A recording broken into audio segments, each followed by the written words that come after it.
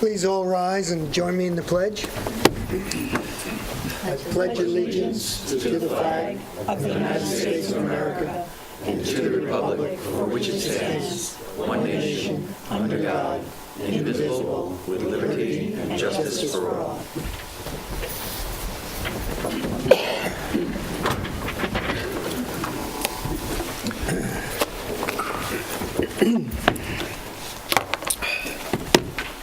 Well, I want to thank you all for coming. We start off with the Employee of the Month. Do we have his photo and plaque? And Yes. I know we have. Oh, good. Yes, we do. I just want to confirm that it's you.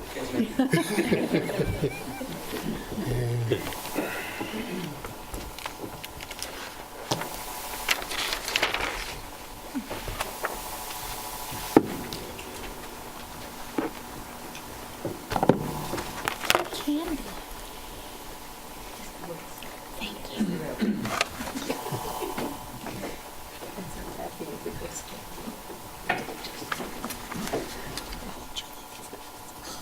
Me too.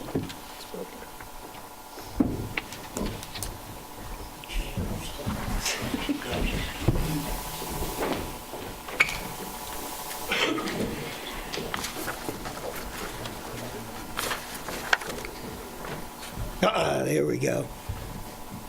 They're out there too, probably looking. Thank you.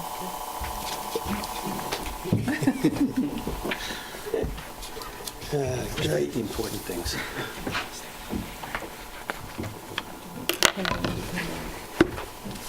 Yeah, I think they're looking for it as well. No, they're not? I think there was a bad cup or something Oh, okay. that leaked or something. Oh. That's what I heard. We're going to proceed anyway, and it's a great honor and pleasure to announce the Employee of the Month is Ken Booth, Maintenance Mechanic 3, Highway Department, date of hire 6/19/2006. And it's terrific to see you here, by the way. Thank you.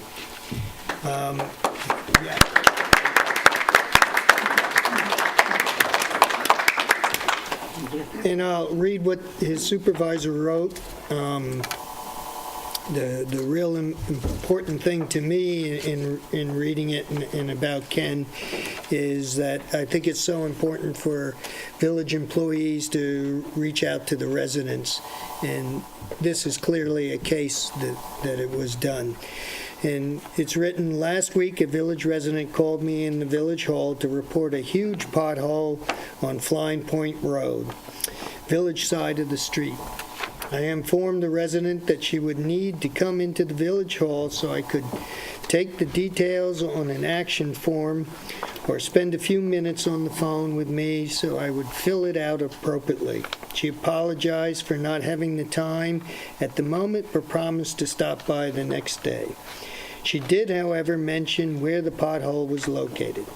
I called Ken Booth because Paul Murphy was off at the time, and I mentioned it to him, and by the time the resident came into Village Hall the next afternoon, she was astonished because within 24 hours of her complaint, the pothole was repaired. Ken Booth took it upon himself to get it done immediately. The resident was flabbergasted. Great. Whose words are those? Paul's or Gary's? No, this is Eileen. Eileen. Well, that makes sense. At how timely this was accomplished. Ken is such an asset to the village, truly so. And whenever he is given a task, he always manages to get things done and efficiently. Ken is a wonderful example of any of the other employees in Public Works. I nominate Ken Booth for the Employee of the Month. And Ken,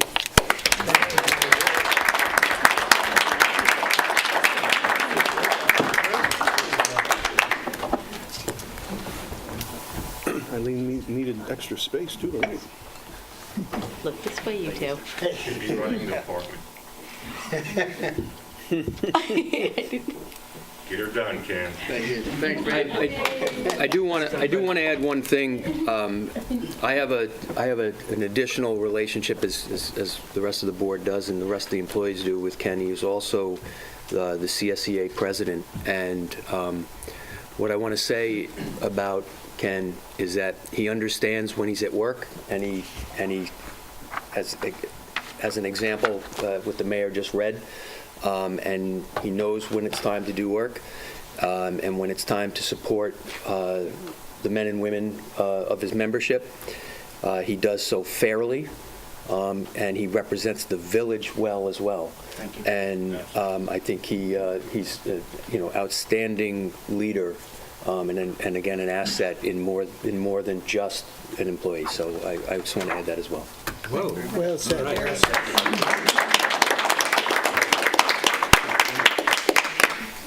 And he's here. Yes. For a few minutes, I got to pick up my daughter. You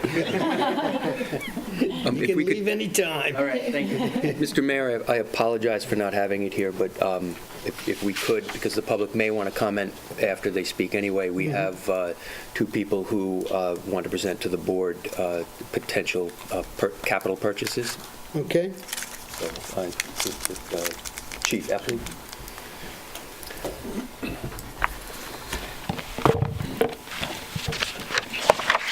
I'm Chris Epley, Chief of the Southampton Village Ambulance.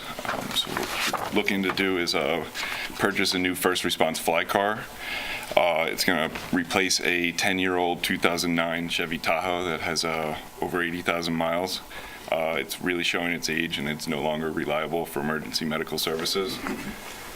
In the past, we've been on about a 2-year rotation on our first responders, and it's been about 2.5 years since we took delivery of our last vehicle. The past few vehicles have come into our fleet as chief's vehicles, and then they've rotated down the line, and this seems to have worked well, and we plan on doing the same thing with this one. The proposed vehicle is a 2019 Chevy Tahoe Special Services Package, which has been designed for emergency services use. The proposed vehicle would be identical to the Tahoe we purchased in 2016. And we would purchase the chassis and the EMS conversion separately, both of them on contract pricing. The price for the Tahoe came in at $38,824.02, and the conversion was $27,873.61.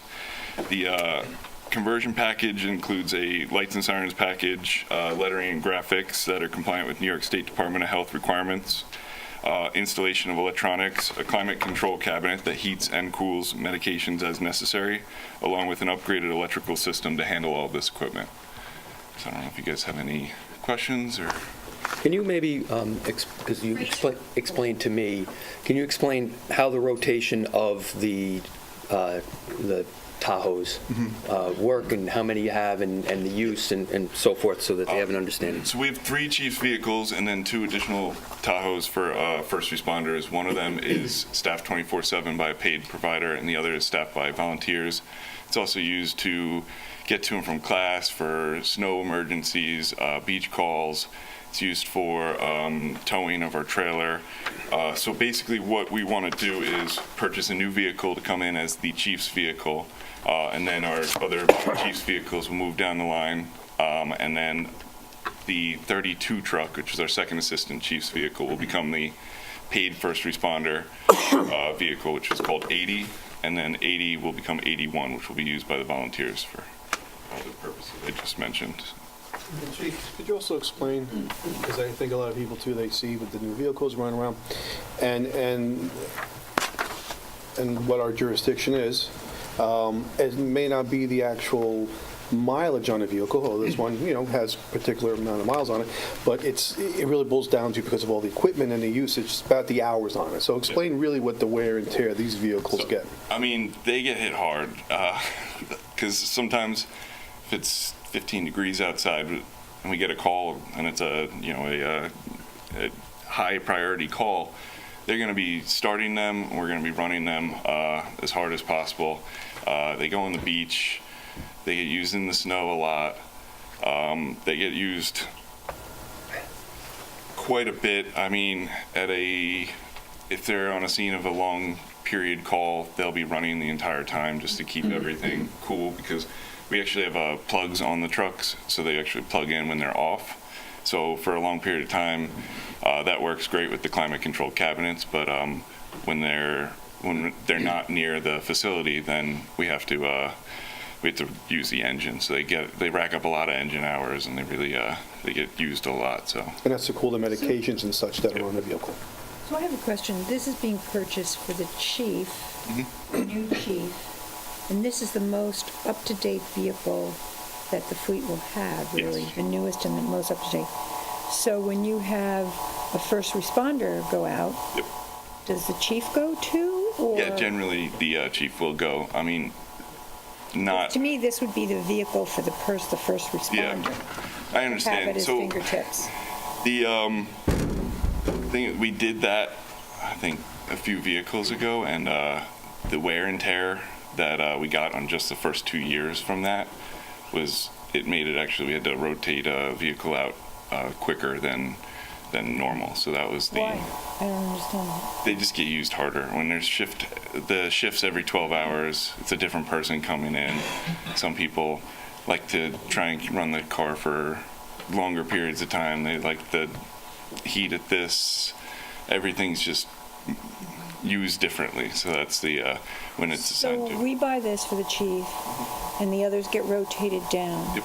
So where does the first responder? Is it the second vehicle, the third vehicle, the fourth vehicle? It's usually the third or the fourth. So right now it would be So the they're getting the most used vehicle then? second most used. Yes. Well, again, I think it's a different type of use. Yeah.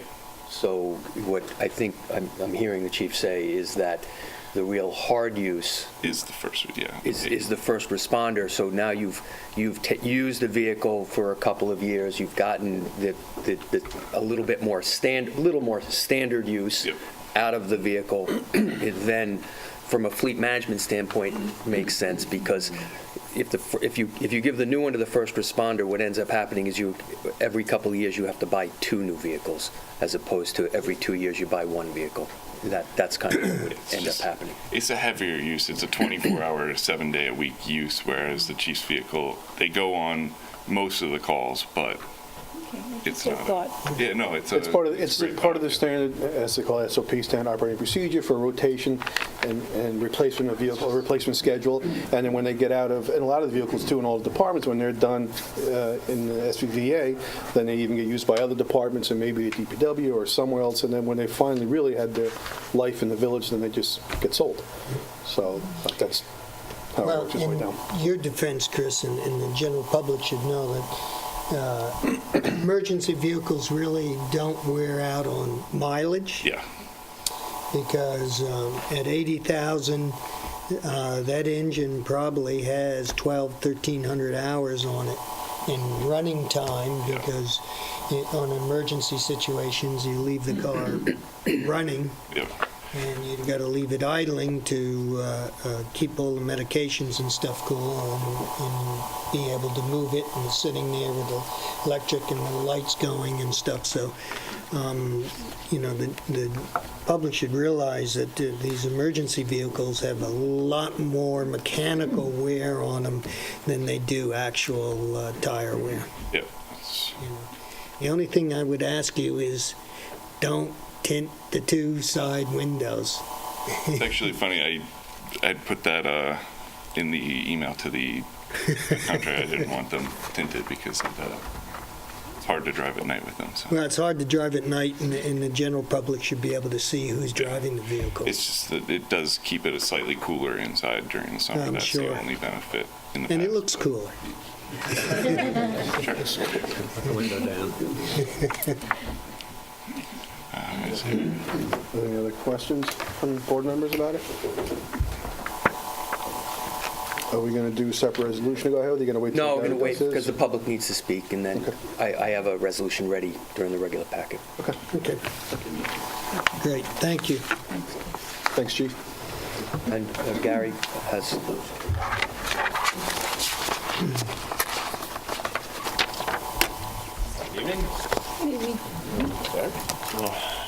Follow that act. I'm here on behalf of the Highway Department tonight. The Highway Department is asking us to purchase a compactor roller to help us in our pothole program. Right now, we're out there shoveling patch everywhere that we can, but as the future goes on, we want to get a little more aggressive and do better patches, have our patches look more like a utility patch where we'll go out there and we'll mill out the area, put in our hot patch, and then bring this roller along to give a more permanent patch. Right now, when we're shoveling in there, we're using a tamper, we're running it over with a truck wheel, and it works, but it's just not as nice a job. So we went out and we got 3 prices. The lowest price is a Wacker Newson, a 1-ton vibratory roller. That price is $16,342. It's the lowest of 3 quotes. It's from a company in Port Jeff, Taylor Equipment. And we would have to take some money from our supply to be moved to purchase that. But Contractual expenses. contractually, you're going for, okay. Out of the 41 account then, and going into equipment. So essentially, this season, the Highway Department has not needed to spend as much contractual as budgeted. As a matter of fact, they're well below budget to actual. I think over the long term, my understanding, in speaking to Paul and Gary, that that this would save us some money in the future as well. as far as Right. potholing. We were going to ask to purchase this after June 1st as a capital reserve item, but since we have money in the existing budget, we would take it from the highway budget. Well, it would seem to me that a professional roller, heavy-duty roller, would do a much better job than a guy standing there and tamping it down. And very often, they come undone, so maybe this will help that it won't, you know? Again, and when we have a multitude, when we're out there chasing of 100 of them Yeah. down, we're still going to be using that method. But as we get in there and have more time, we are going to go out there and do proper patches and hopefully get our roads to last a little longer. The other asset that Gary had pointed out, and he hasn't commented on, is the Moses Lane part, where we're making a walkway, which I think is terrific, because Yeah, right. in the village here, we have no place for the residents to take a walk and a stroll, and you're doing that long loop around, Yep. right around Moses Lane, and the foundation that they've put in needs to be rolled and tampered down, so it So it can would be used for that, too. Yeah, since we started saving our millings rather than give them away about 10 years ago, we're using them for parking lots, nature trails. And what Mike and I were talking about is generally that trail, even though it's about 2/3 done right now, it's all rough payloader work. So we'll bring this unit in and roll it. And it won't be quite asphalt, but it'll be pretty darn close. In that park, we're trying to do pretty much ourselves, so Yeah, right. it'd be a big asset for it. Okay. I just want to add one quick thing. Chief Stevens, I didn't think needed to come in for this, but since it's coming from capital reserve, we are looking to purchase 8 dry suits for water rescue squad and 5 fire police parkas at a cost of $16,676.39. Trustee Yastrzemski has approved it, but I want the board to be aware that this would be a purchase from capital funds. I'll have that as part of the resolution. This is for ocean rescue? Yes. Have they ever had this before, or this is because they're No, a this new is- group, No, I think this is the first? But this is the fire department. this is the fire The fire department. This is department, this the is not a fire regular department. ocean This is rescue. not Okay, ocean this is rescue. And they have, okay. yes. Thank you. Thank you, Gary. Thank you, Russ.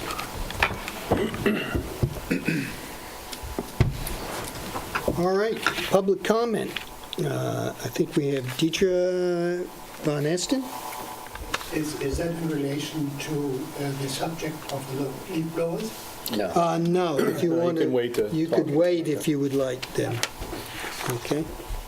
Anybody else has any public comment, or Other than what's on the public hearing? you're smiling back there? I'm waiting. Okay. Okay. Any comments from trustees? Good.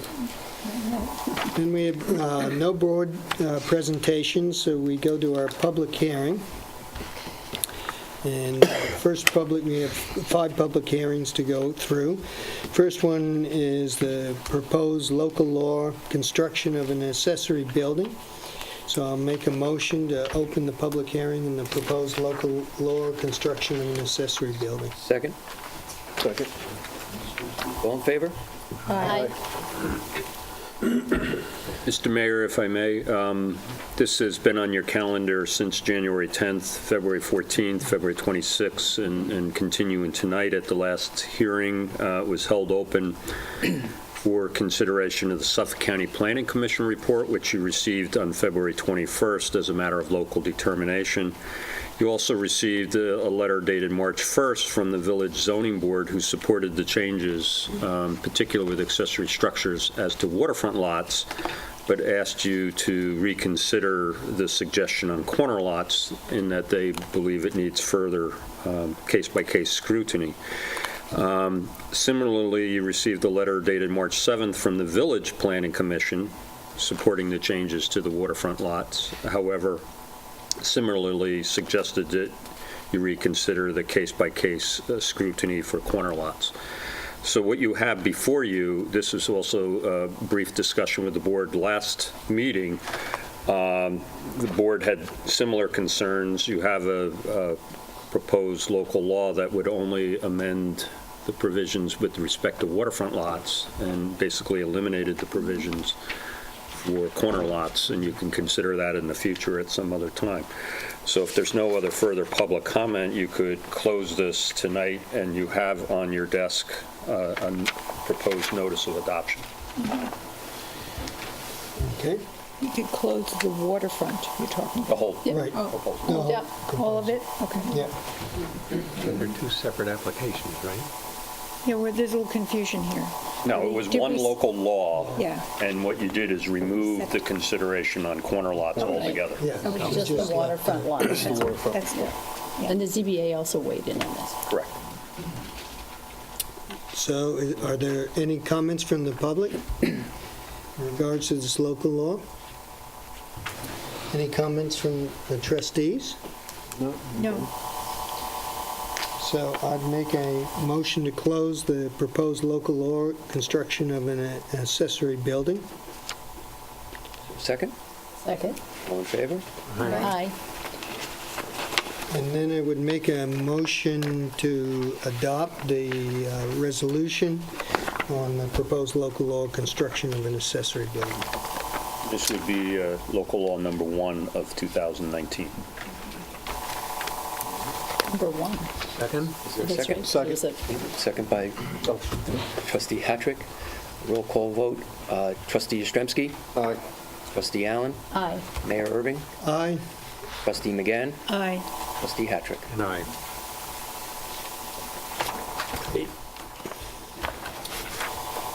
Okay, next public hearing we have is a proposed local law regarding wireless facilities. So I'll make a motion to open the proposed local law regarding wireless facilities. Second? Second? Second. All in favor? Aye. Mr. Mayor, this is a proposed amendment to the zoning code. Similarly, you started with a public hearing on January 10th, February 14th, February 26th, and continuing tonight. You held it open for reports from the Suffolk County Planning Commission, which you actually received December 21st as a matter of local determination. You also received a report dated March 7th from the Village Planning Commission, who supported the proposed amendments. If you recall, our current code requires special exception approval by the zoning board for any and all wireless facilities, including any facilities that would be proposed on a municipal property.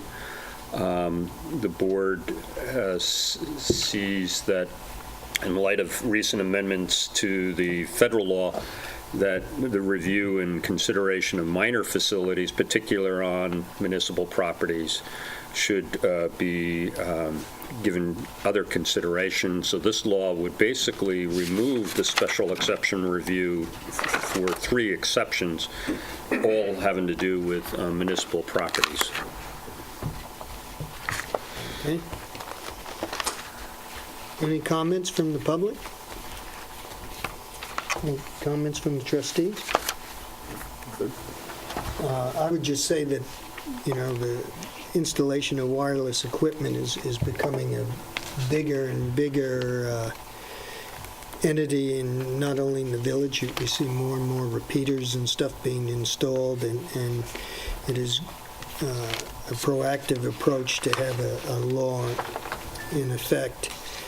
So that said, if there's no further comments, I'll make a motion to close the proposed local law regarding wireless facilities.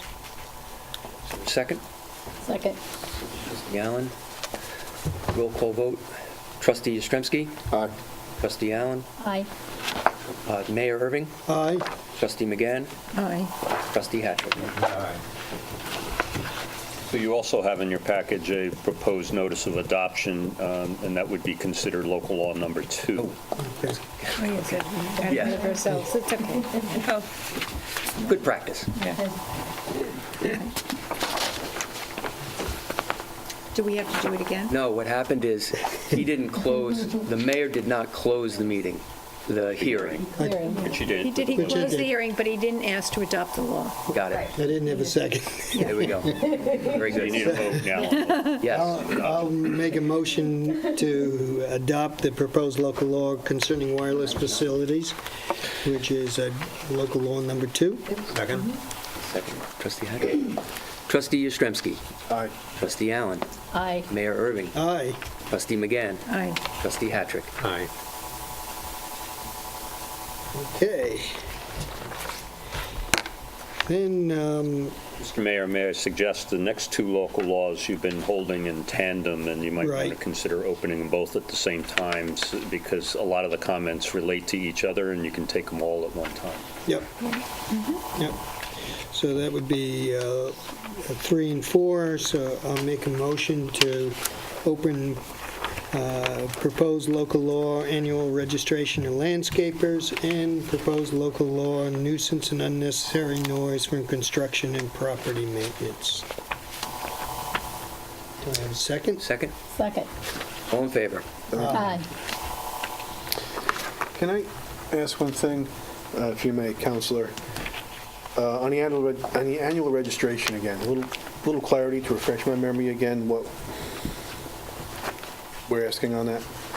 Okay, well, 2 things are happening in these local laws. Number 1, you're amending your nuisance law to recognize certain activities as nuisances per se, particularly arising from construction, which you already have restrictions on noise that emanates from construction, and the times and the dates that you have already sort of follow that noise ordinance. You're also defining property maintenance and landscaping activities, which would also follow the construction. Similarly, there's certain noise that arises from those activities, which you have also would be restricting certain hours. Excluded from property maintenance and landscaping is swimming pool maintenance or anything having to do with snow removal. Also, any emergency repairs or cleanups after major storms. And it has to do with activities that are using machinery or power tools. And that's a distinction you make between construction versus property maintenance and landscaping. Construction, it doesn't matter whether you're using power tools or not. You just can't undertake construction during those hours. Property maintenance and landscaping, the one distinction is that you do it only if you're using machinery or power tools. So if you're using a rake to rake up your leaves or whatnot, that's not a violation of the law. The hours are similar. There's some exemptions. You go further and also make it a nuisance per se using gas-powered leaf blowers during certain times of the year, particularly between May 15th and September 30th. That's the dates you have in the present version. And also certain dates, particular weekends, and so on, and other conditions related to that. So that's the amendment to the nuisance law. Associated with that, one of the elements that came out in discussions of the public informational meetings that you had, there was some indication that from the landscape community that there was a need also to make sure there was a way that there's compliance in education, and that was The end result of that was registration of landscapers, and you define a landscaper as any person over the age of 18 undertaking the maintenance or otherwise involved with lawns or landscaping. The registration requirements were to file with the village, and it would result in a sticker that you would put on each of the vehicles, and that way it would identify that that party is registered. If you're not registered, you couldn't undertake that activity in the village.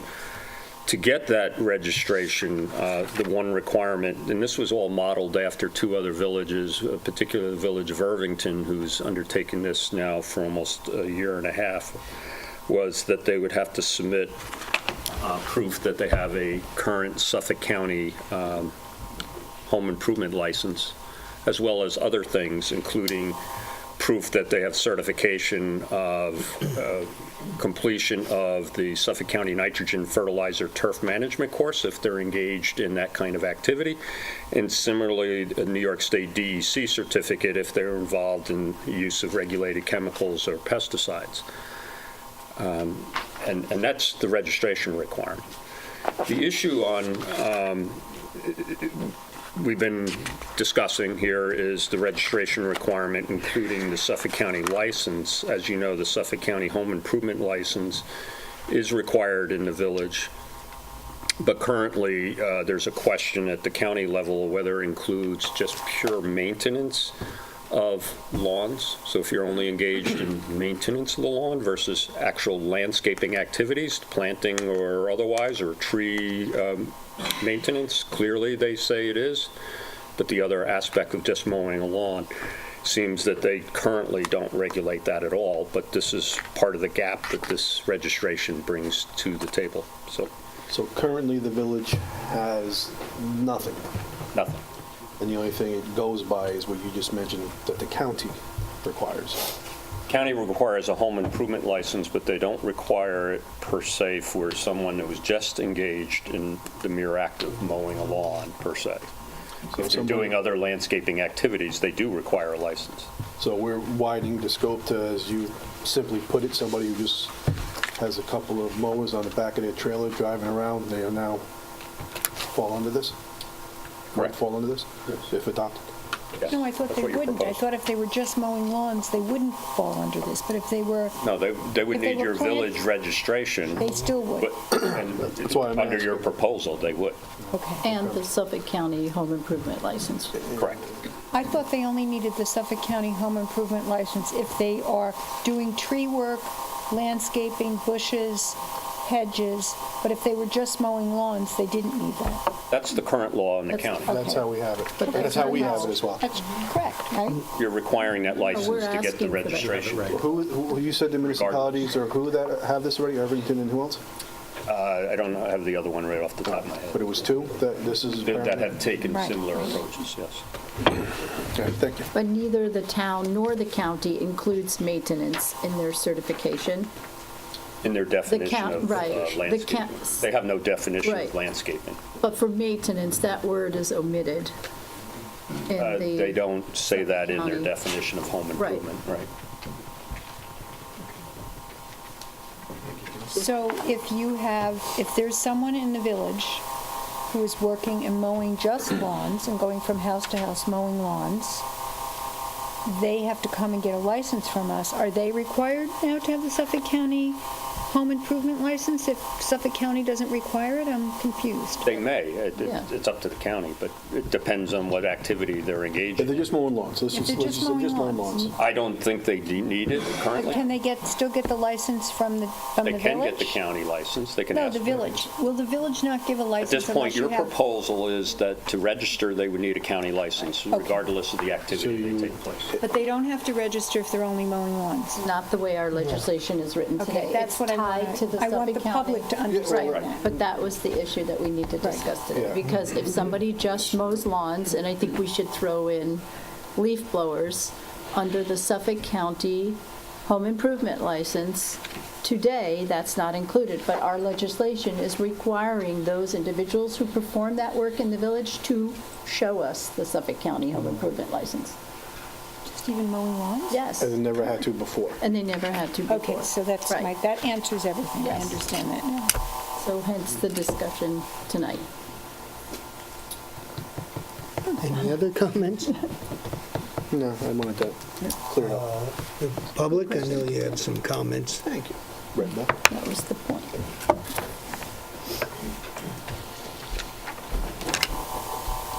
Good evening. Thank you for listening to me. My name is Dieter von Leesten. I'm co-chair of the Southampton Sustainability Committee. Let me first read you a little bit of a fact sheet which shows the horror of these leaf blowers. There are some 136 million pieces of gasoline-powered lawn and garden equipment, including 11 million leaf blowers in the US today. A consumer-grade leaf blower emits more pollution than a 6,200-pound 211 Ford F-50 Raptor. The two-stroke engine emits nearly 299 times the hydrocarbons of the pickup truck. The carbon emission from a half hour of yard work with a two-stroke leaf blower are about the same as a 3,900-mile drive from Texas to Alaska in a Raptor. As ridiculous as it may sound, it is more green to ditch your yard equipment and find a way to blow leaves using your Raptor. That's only for a fact sheet. Now,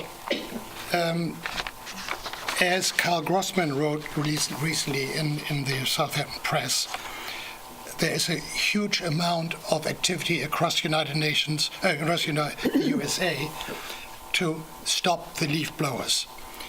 Alone in New York State, 8 communities have adopted that. Ahead of everyone seems to be Palm Springs and Palos Verdes in California with a total ban, and Washington, D.C., which will make it illegal to sell and use fuel-powered appliances as of 2022. Now, interesting enough is that the discussion of all these leaf blower equipment is that, I don't know if I pronounced the name right, Mr. Pat Voges, Government Affairs Chairman of the Nassau-Suffolk County Landscape Grounds Association, said the group and its 1,600 members are not opposed to the committee's recommendations that will be proposed. New Hampstead just signed up on this legislation. Now, we have to look for solutions and help to the landscaping industry. Interesting enough, in New Jersey, banks provide low-interest loans, and that might be something which we should approach our banks here to see if they are ready to do that. A tax law says that up to $1 million of full deduction is permitted during the 2019 tax year. If we look at what can be done, it is obvious that the cost of the new equipment can be recouped in short time span due to the low maintenance cost, no fuel, and low-cost electricity.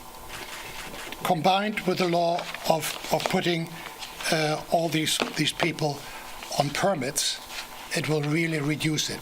And looking at the numbers you have proposed in the beginning here as to the times when this equipment cannot be used, I think you're falling in line with most everybody else. But please consider that not this year, but maybe next year or the year after, to include a total ban on these leaf blowers. It is a question of health. It is a question of pollution and noise. And if we can take care of all of this, I think we are way ahead of the game. And as a last word is we are working at the moment in Southampton Town to do the same thing. Thank you. Thank you. I'd just like to say that the purpose of our time frame is really twofold. One, it's very impactful on the landscaping industries here that we're doing this even in a short period, but the intent is to bring it in somewhat slowly before that there's an outright elimination. And the second part of that is that we really need to give the industry time so that the manufacturers can catch up and create equipment that is usable, priced reasonably, that they can use in the off-season when the leaves are thicker and the ground is a lot wetter. So that was the board's here intent, is to bring it in slowly. Anybody else? Yep.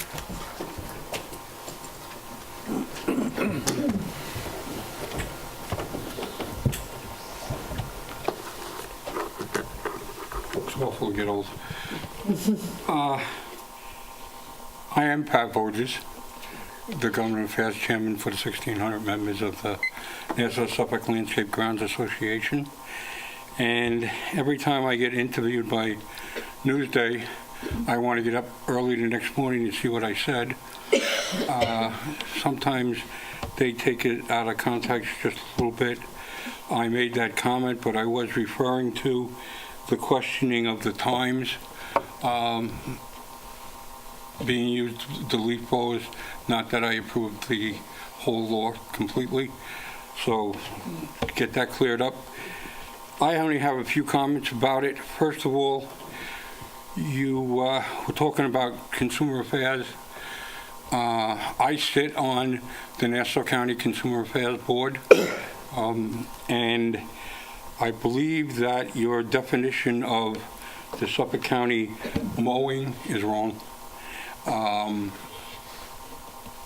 If you just cut grass in Suffolk County, from Suffolk County Consumer Affairs, you do need a Consumer Affairs license.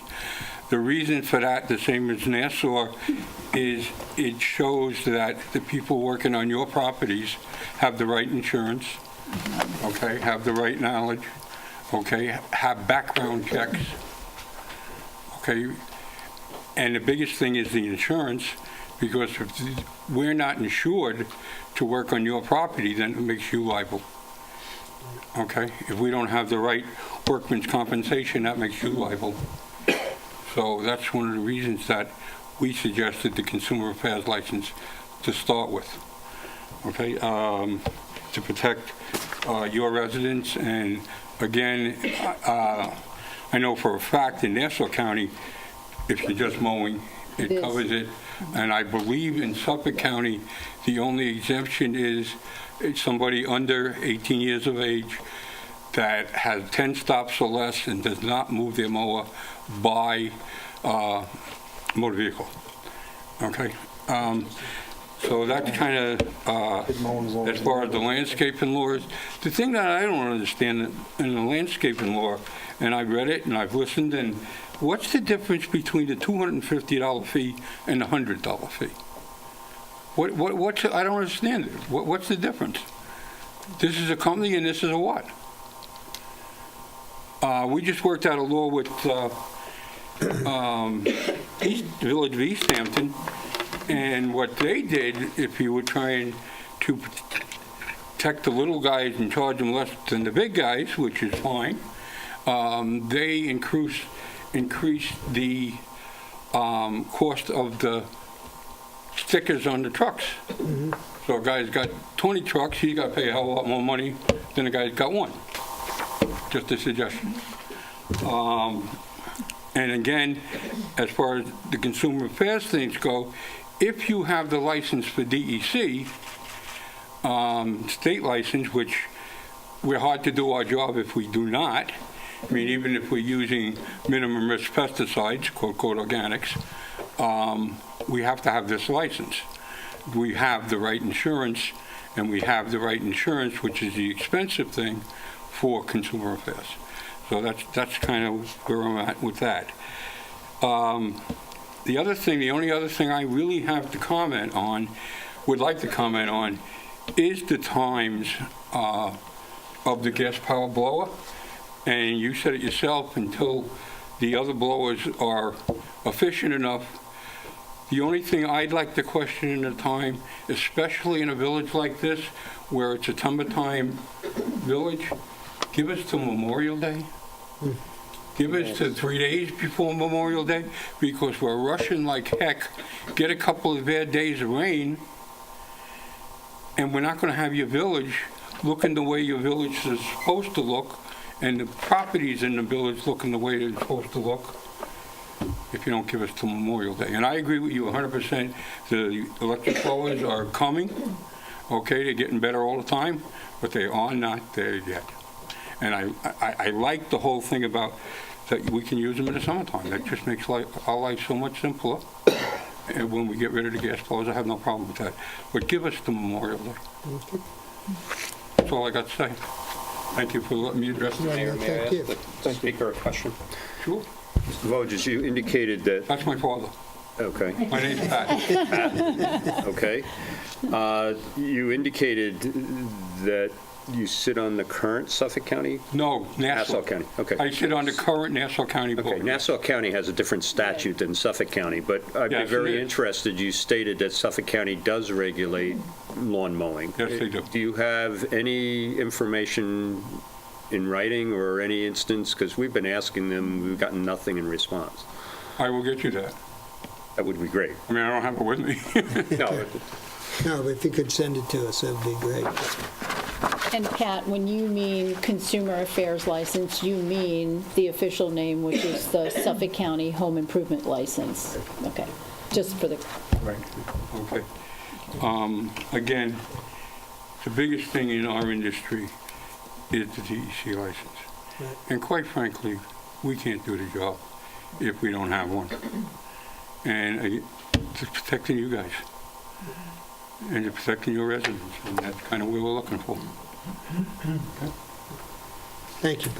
We represent the little guy just as much as we represent the big guys. Thank you. Thank you. I need it, I think. But let me clarify two things that, Pat, you brought up.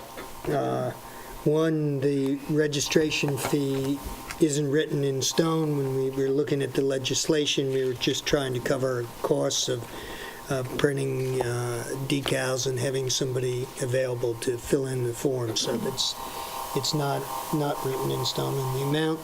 And two, also the dates I've been discussing with a number of landscapers, and we're looking to adjust those because we full well realize that Labor Day is Memorial Day is important, and actually in the fall there's an importance in getting some of the homes cleaned up afterwards. So, yes.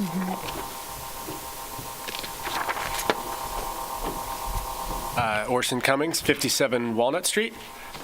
Thanks again for your time on this topic, as you know I've been pretty into as well. First, just like to point out that it seems like what we're trying to find is this compromise between the interests of the industry, which have a challenge to adapt to the new situation and the complaints of the community, and the interests of community members like myself who are just can't take the noise because of the makeup of Southampton Village. Obviously, we know how well these things carry, pollution aside, the noise for a lot of us who live here year-round. And that there are a great number of us who would like these things gone all year round. So we understand and appreciate that that might seem radical and hard for landscapers to adjust to, and let's find a way to time it so that we can get there. But at the same time, just for the record, I'm also, in my own research, there's a lot of difference of opinion about whether the machines are up to snuff. And we're talking about smaller houses, they're probably good enough, bigger lawns, maybe not, different conditions. But people say different things, and we've heard this argument that the stuff isn't ready, and every meeting we've had. And it doesn't seem to change. So my point is, first off, it seemed like you drafted some nice compromise legislation that on the one hand allowed this licensing, which the industry really wanted, to weed out some of the people from out of town who wouldn't even abide by any of our laws. And fair enough, that's there, in exchange for certain goalposts for how we would transition. Now, the goalposts are being shifted, but the licensing is in place, and it seems to me that, when does the goalpost shifting stop, and when do we actually do it? And I appreciate it's a challenge, but I think a lot of us, I'd just like to say, feel strongly in the other direction. We've had enough, and a blitzkrieg of blowers before Memorial Day, for me, is not something I would really relish. And I don't think it's the culture at Southampton which should be promoting. Which, the next thing just to mention is, we had a great meeting, and I was really surprised to learn that most people in the landscaping industry really would rather not deal with these clippings. The idea of blowing them around and collecting them, and the landfill's not going to take them, and there's a deeper cultural issue that if we could resolve, maybe it would be win-win for everyone. And the idea that how do we bring education to the community where the idea of the perfect lawns, to have a blitzkrieg of blowers to make them all look so good, that's part of the problem. That we don't really need, this is in the future, I understand even from some in the industry, that's going to have to go away. So promoting the perfect immaculate green lawn so people don't have to walk and get any clippings on their feet when they go to their pool is doomed. And so at what point do we say the interest of quiet, pollution, community, and environment, overwhelm this other need for a few people to have a perfect lawn that, there's more business to do than collect grass clippings, and that's what causes us all the headache. So we discussed some sort of educational campaign to get the homeowners aware that it's not the landscaper's fault if they can't use these blowers all the time. So how do we do that? That seemed to be a really crucial issue, and a great one that could be positive for the community, positive for the industry, because then we could educate homeowners and move the village in a direction that's greener, which everyone agrees seems to be, it is the future. I would just like to argue for a year-round ban personally. I mean, there are those of us who want these things gone. They drive us crazy. They're nefarious. So that's it. Well, thank you very much. Awesome, thank you. Any other comments? Yes.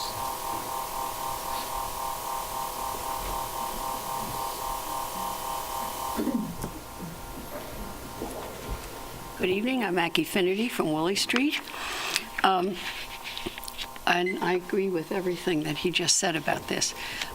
We were woken up twice last week by leaf blowers. Last week. The ground is frozen solid. It's raining every day, except for today.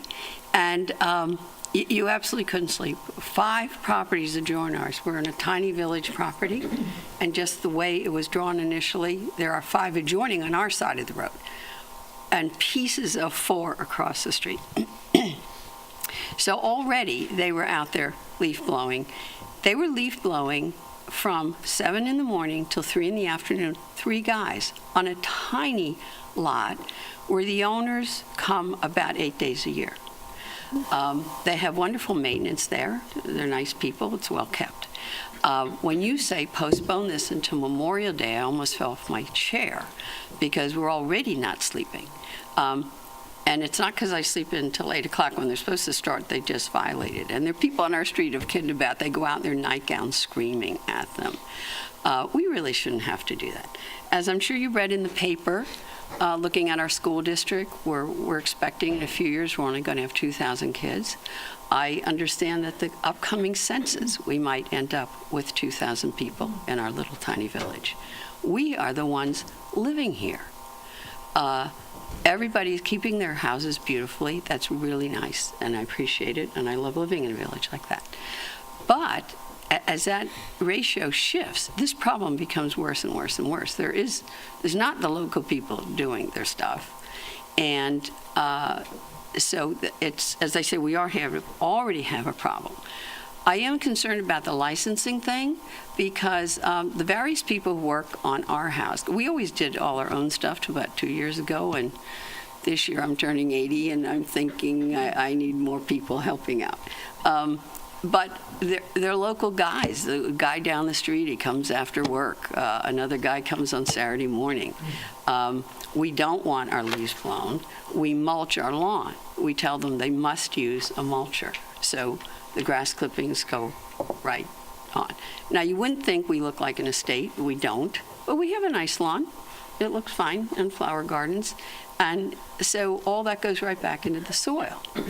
Now, we've talked about that everyone seems to agree we have to do this, but they say, well, it's not quite perfected yet.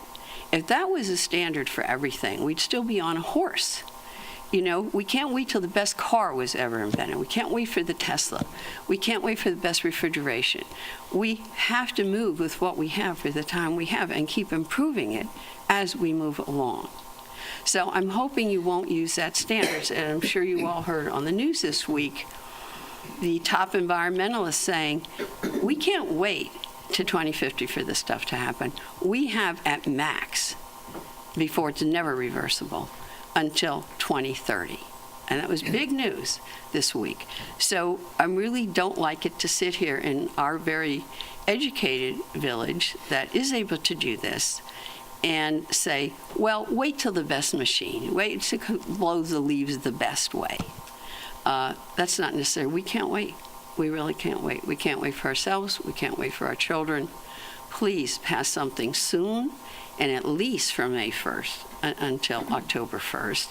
And with whatever you think is reasonable for a license, with whatever exceptions that doesn't catch the local guy who's just doing this on the side or the kid who's doing it. You know, we don't want those people harmed. We want them to be able to work. So I have a question, and it has to do with your May 1st as opposed to Memorial Day.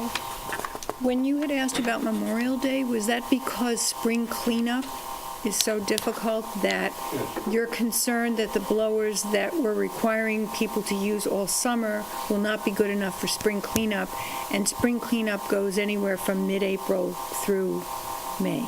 So that's the reason why he asked for Memorial Day, because spring cleanup is a whole different thing. It's like cleaning up leaves. Yeah, but just, I know, we have I do a lot of gardening, and you really need that stuff shaped up by May 1st, because then the lawns start to seriously grow. Your gardens, your flowers are coming up, your second grouping. After you get through all the spring bulbs and stuff, now you're starting that next one that's going to make us look good in June. I'm already have all the gardens mulched and everything at that point. If you wait till Memorial Day, you're too late on that stuff. Well, I know a lot of people put flowers yard. in just before Memorial Day, but I also think... Well, it depends on which flowers you're talking about. I think it depends on the season. You know, I mean, sometimes we have a very late spring, at which point they're pushed back. So, you know, I'm just asking, trying to figure it all out. We have a lot of landscapers here. They may be able to tell us more about why they're asking for that a little more time from the 1st to, let's say, Memorial Day. Well, I know, because I've heard landscapers saying, and we know a number, is they get that rush for Memorial Day for all the summer people, because that's the season, that's when the rentals start in many cases. And but that's for the perfection. That's for everything in the whole yard has to look absolutely perfect. We're here talking about the leaf blower part. You know, the leaves have long since fallen. They can be gotten up now and gotten rid of. As I say, they already are. The 2 people on our block have done their leaves already. So you can start on those leaves. If it stops raining, you can start on those leaves and get those out. You have all the rest of this month and all the rest of April. And you should have them out by then, or else you're going to harm what's underneath there. You can't be having those on your lawn and your gardens or your hedges at that point. So, and you know, if we have a hurricane or something, which never happens in May, we can be reasonable, right? You can make an announcement. You certainly don't want to keep these people out of business. You want to help them continue to be successful at their work, but something that saves the environment for all of us, including them. Just so that you don't fall out of your seat, in my discussions with the landscapers, they're very aware and very cognizant of the noise issue. I mean, I know it's so obnoxious when you're in a tight community and you hear these things going off, but the majority of the ones that I've spoken to are aware of the problem, and they want to resolve it just as much as the rest of us do. And the interesting thing is, in discussion dates, they didn't want to go to Memorial Day. They wanted to end it before Memorial Day, and their rationale was that if you aren't ready a couple of weeks before Memorial Day, you shouldn't be doing the business anyway. So they can get ready. Yep. No, they're very cooperative. And if they have a problem, I hope you'll be reasonable with them. Yep. You know, we can have, you see crazy weather stuff happening all over our nation. If we have one of those things, let's be reasonable and kind to our workers. Yep. But don't make the exception the rule. Okay, go with what we know usually happens. All right, and get this solved soon. You see how little time for you to pass the law and get it active and get it back up to the state and down. We've been talking about it a long time. So I hope we'll get this accomplished. Thank you for your time. Thank you. Mr. Mayor, may I just for a point of clarification, the dates that you have in the proposed law right now are that no gas-powered leaf blowers shall be used from May 15th until September 30th. So I just want to clarify, because there was a Right. discussion about the first. I think what I'm hearing from the Landscape Association was to extend that May 15th to Friday before Memorial Day, which is what is being asked for.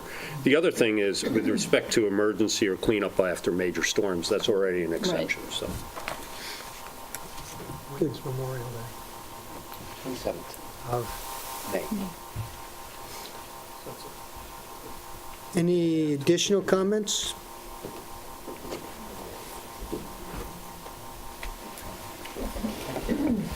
Good evening, Mr. Mayor and board members. Don Mahoney. There was obviously two issues at hand, so I was hoping there was going to be time to speak to each of them, but I'll try and make some quick bullets. Back in November, whenever that meeting was, Mark Anletti spoke about how the demographics of the village have changed. As Ms. Finnerty said, the houses are close. I live on a flag lot. I touch 7 properties. It's a property I grew up on. When I was growing up, 6 of those 7 people took care of their own properties. Now, none of us do. There's 7 different houses.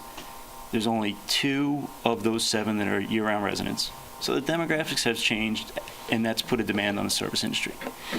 I sat in these meetings, and we'll go on the record with a few minor things saying that I am for the electric battery-operated leaf blowers. And I know that they talked about kicking the can down the road, but when they're there. You all remember the first cell phone was a briefcase? You know, your first large screen TV was the size of this table. Now they're a ½ inch and, probably 5% the weight. They're going there. We have some, we use them. They cannot be used year-round, which I think we're, at least in our meetings, we were kind of all in agreement with. But what that does is now we have to have 2 separate fleets. We budget in November. This law of being put in, it had been talked about, but put in for this season was not there. So my budget didn't allow for $30,000 or $40,000 in additional equipment. I want to get rid of the gas when it's there. When it's storing less hazardous materials on site. My fleet manager can't wait. It's less maintenance, but it's just not there. And last year, April 5th, we had a snowstorm. So to say that we're going to clean up all these houses by May 1st, it's not rational. If you have one house, your private residence, sure you can do it. No ifs, ands, or buts about it.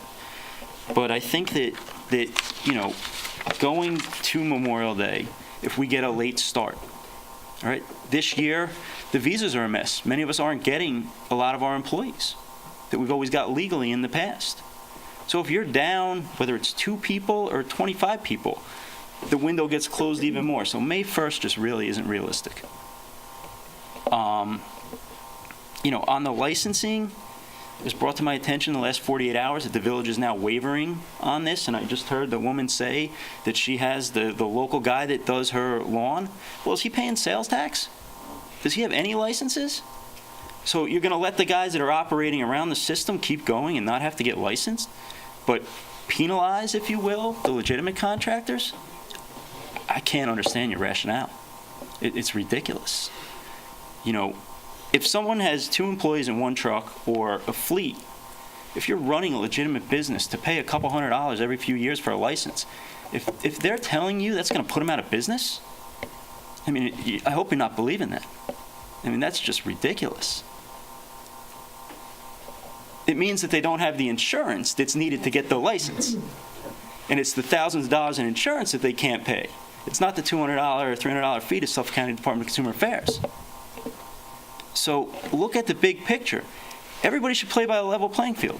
If you want to charge more per sticker for a company of my size versus the guy that has 2 trucks, I'm happy to write you that check all day.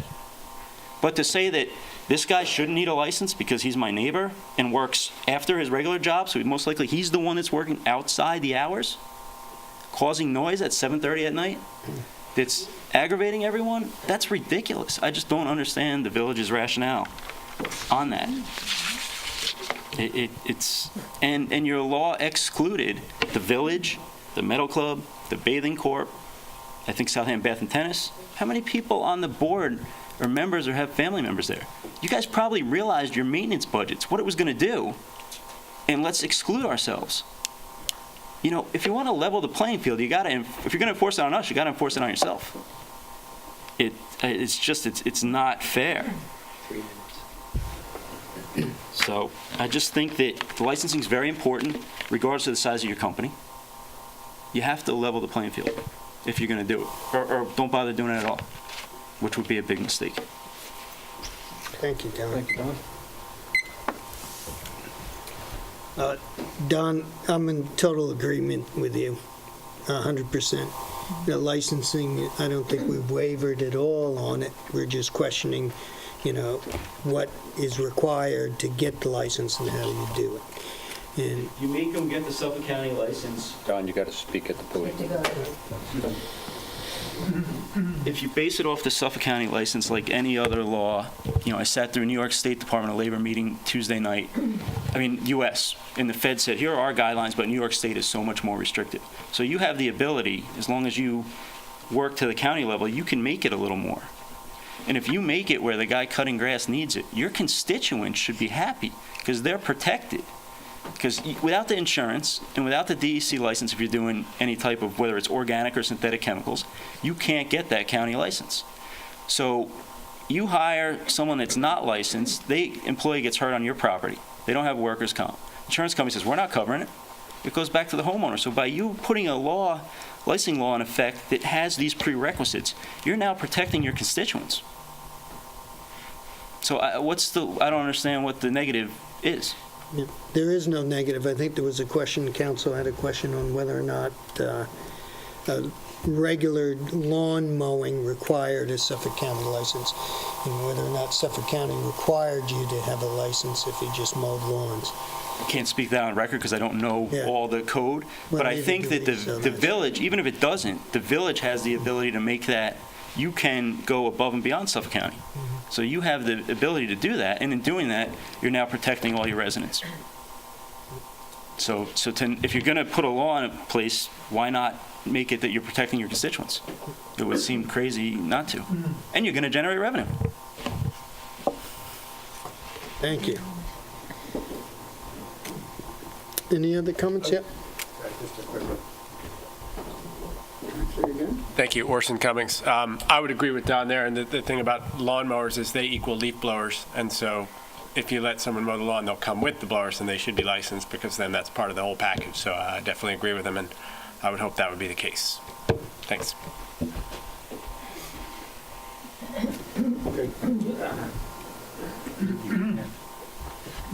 I just want to say one more thing about the Memorial Day thing.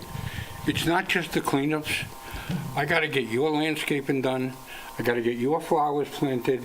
I got to get your thing done so that comes summer or Memorial Day, the village looks nice, your houses look nice, and I got to keep the cleanups out.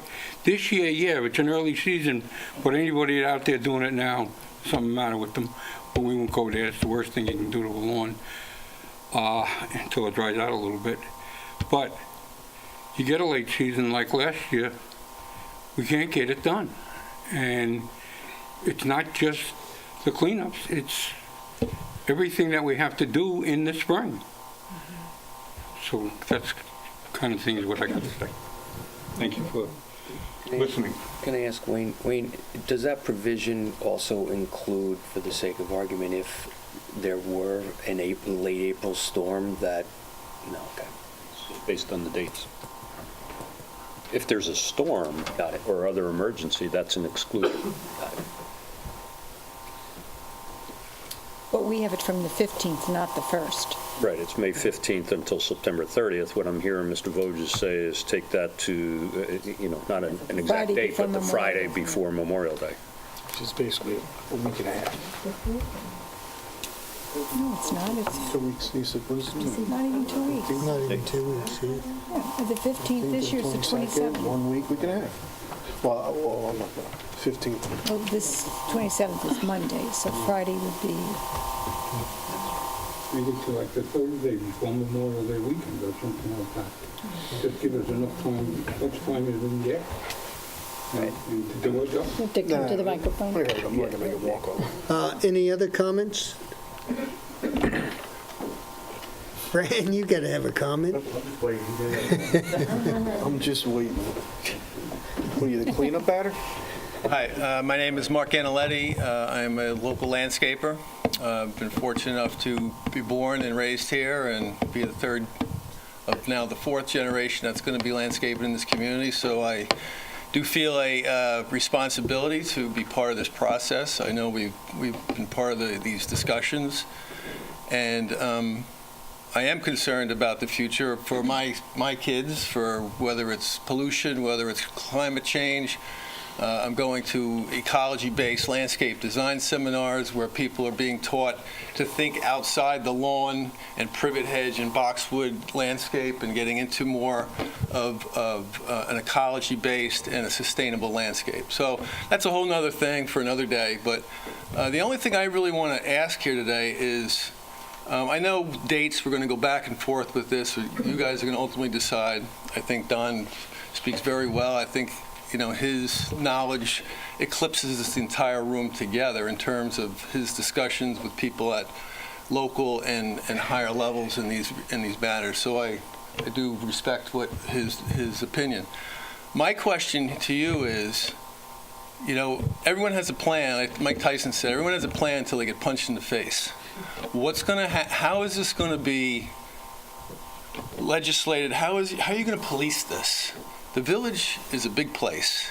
These properties are big. They have gates. There's gate codes. There are people in the back. Are you going to hire 20 more code enforcement officers? Or, how is this really going to, have you thought about how you're going to manage? If all of us decide, we're going to ignore the law. Let them come get us. I'm not saying on record that I'm going to do that, but let's say we did that as an industry. What would you do? Who's going to go out there? You're going to call in the National Guard? I mean, I know you don't have enough people to take care of this law, and I'm just questioning how you're going to police it. That's my main question tonight. Thank you. And just in answer to that, the enforcement of it is going to be difficult. There's no question about it. But hopefully with the cooperation of the police department and ordinance inspectors, and we are looking at hiring additional ordinance inspectors, that can be accomplished. But I think the biggest thing is if you have a major violator, you have a law in effect that you can deal with them. Will there be people that go outside? Oh, yeah. Absolutely. They'll go in the big yards and use blowers and whatever they're going to do. No question about it. To some degree, self-policing too. Usually every code hopes for some of that. Now, I know that's not always a pragmatic approach, but... It's Mark Analetti again. I just want to bring up something because it's very funny. My crew started this past Monday. I have a big property down closer to the ocean that has a lot of cryptomerias. The lawn was that deep with stuff. So we had our first meeting of the year with my staff. We talked about the blower law and what's coming down, and being a good neighbor now and how we operate. And my crew went out and they started cleaning up the property, and I got there and there was a lot of material still on the ground. It wasn't really cleaned like I thought it was going to get cleaned, and I said to them, what happened? They're like, we're not using any blowers. So again, it'll trickle down if these companies train like Pat said, if there's proper training and you teach your guys the right way, I think that's a big part of it, more than just dates and times. And it's really just learning and teaching and getting your people to think about their neighbor. So I think that's happening. I know we're doing it. I know a number of the guys that are in here that do this work are thinking along those lines. So we are in it together. So we're working with our own people to do this. So we are trying to accommodate everybody. It's just that, again, when, people who, get on the internet, they read a lot of things, they read notes, they read comparisons, that's all great. But again, when you are managing a crew of 10, 15, 20, 30, 40 people with multiple accounts, with multiple weather conditions, and you have contracts and you have made commitments financially, time-wise, it's a hell of a lot easier to sit up here and say that's how they should do it, as opposed to you being the guy who's actually trying to do it. I agree with that. That's all I have to say.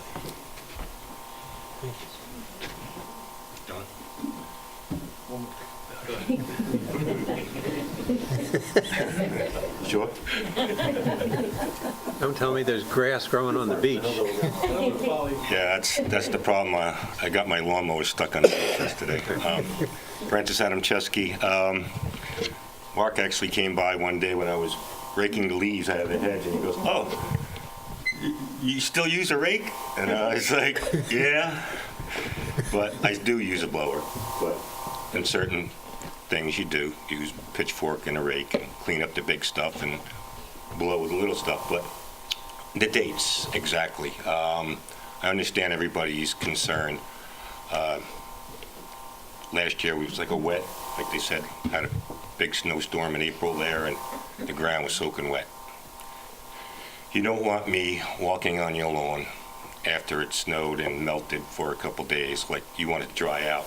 And sometimes it takes a couple weeks for it to dry out before I can go into the backyard and clean out the backyard. There's some trees that hold on longer in the fall. There's a couple beech trees I have on my estate that don't lose their leaves until December. They just hold on, and I'm going, come on already. Hunting season's coming, I want to get this crap done.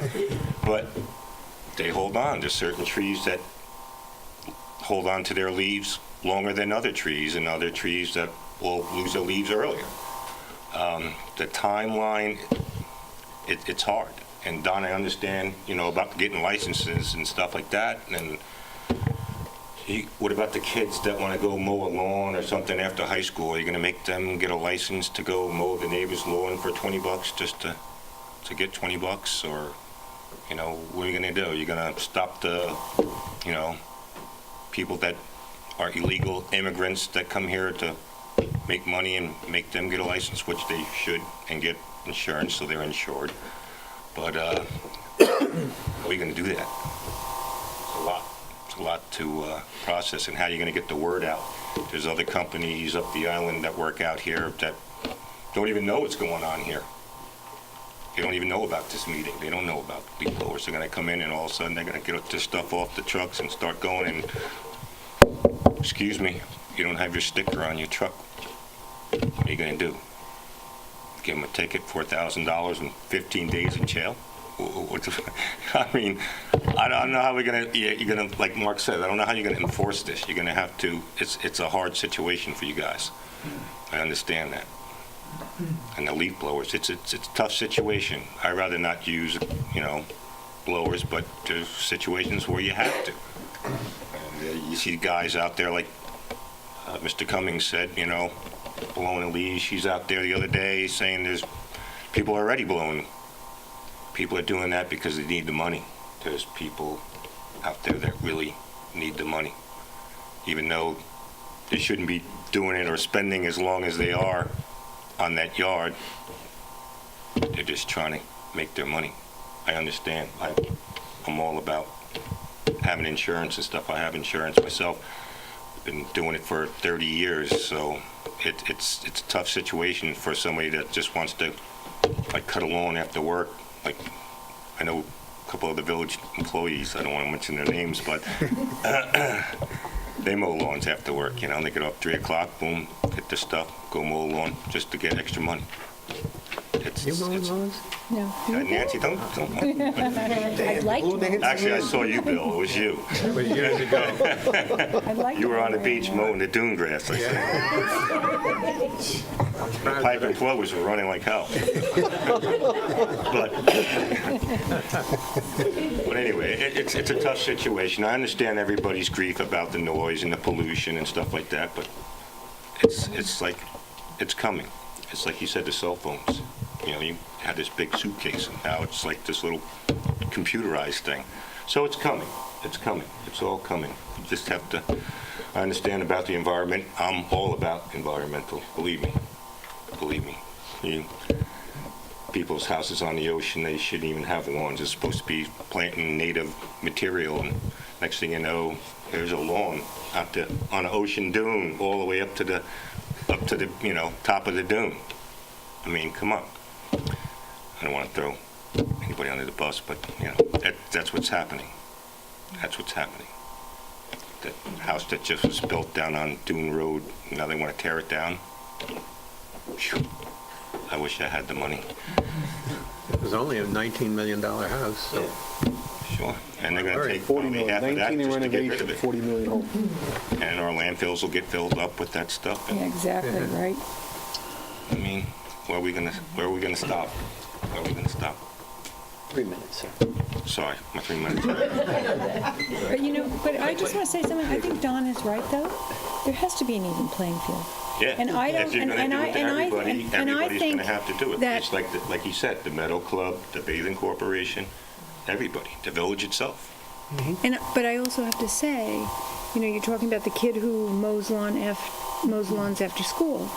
Well, he's a liability, and you pointed that out. absolutely. He's definitely a liability, and he may charge $25 to mow lawn that somebody else might charge Absolutely. $55 or $65. But he is a liability, and granted, you're helping him put aside some money for college. Absolutely. I totally But the point of the liability is a really, really good one, and It is. and law also, if you're under 18, you're excluded, right? From the audience, please. yeah. So but he still is a liability. Probably even more so than anybody because he's young and foolish. But no, I shouldn't say that. But young and might take chances, and it's a problem. I mean, it's a problem. And then you say to yourself, so he's under 18, he's living at home with his family, and then you have a person who is here and has a family and is trying to get going, and they don't know how to get going, and so they decide they're going to mow lawns, and they start off mowing lawns, and they don't have insurance until they make enough money to maybe get insurance and get a halfway decent truck, and they work themselves up. But that's not an even playing field, and you're not protected by that person, with that person. So it is a dilemma. It is. I mean, you go pick somebody up at 7-Eleven, they get hurt, it's a big liability. You go there just to have them do some work on Listen, your yard. I think and the if they get hurt, landscapers, I think a you're lot a of liability. They're going to be taking your house away from you. landscapers pick up their people at 7-Eleven, and you don't know whether they're covered under their insurance. You don't know that. That's the thing, too. So, Anything else? Well, Fran, I'll just say that, it's a changing landscape, It's definitely changing. and I mean, we all need to change with it, and the easiest way to change with it is all to cooperate. Well, I'm definitely into cooperating. It's just, like Mark said back in the day, south of the highway, it was all just the local peoples, and south of that was all the, anybody that were millionaires were over on this side. But now there's a lot more millionaires. So. I mean, behind my house was potato fields, so now I can't even see the sun when it comes up in the morning. So until about noon. It's over the top of the house. But yeah, I understand. So thank you. Thank you.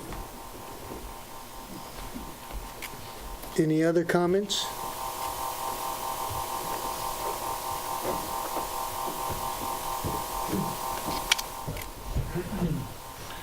Good evening.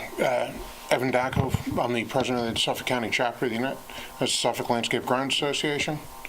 One thing we got to remember is the insurance that we pay, is the insurance short of my payroll is my biggest expense of the year. And it's half and half. It's half to protect me and half to protect you. Because I don't want to lose my house, nor do I want to see you losing your home. We're concerning ourselves with people who are operating illegally, uninsured, under the, not paying the sales tax as they should. I wouldn't hire a part-time attorney to represent my, exactly. Well, he just does it on the want to hire a side. full-time one. Oh, he just does it on the side. He wouldn't Careful hire where you somebody tread. to build a house, well, he just does it on the Lawyers side. always miss. No, there's a liability involved. Yeah, there is. There's a tremendous liability involved. Someone cuts off an arm, it's, you're talking hundreds of thousands of dollars. Cuts off a finger, they're not, it's not just the landscaper, The guy around the block, oh, you want to hire him? Well, when he gets hurt, you pay for it now. It's there for consumer protection. Why we're concerned ourselves with people operating illegally, I'm not sure why. That you guys want to set a legal precedent to, well, no, don't worry about the illegal guy, they're fine. And this is a village, I'm fourth generation on Long Island on one side, 12th on the other, of my family. This is a place I've come since I was a little kid, the Hamptons, but this is a very well-kept village, and guess what? It doesn't get there with hope and wish. It has to be maintained, and these guys have very, very slim profit margins, and the equipment is how we do it. Back when a lawnmower was $100, $400 when my father bought the first big lawnmower in the 70s, the same equivalent machine is now $10,000. It's a different ballgame now. Workman's comp and such. That's what's all under that guise of, I have to prove that we have all these things when we go for a consumer affairs license. Thank you. Thank you. Thank you. Any other comments?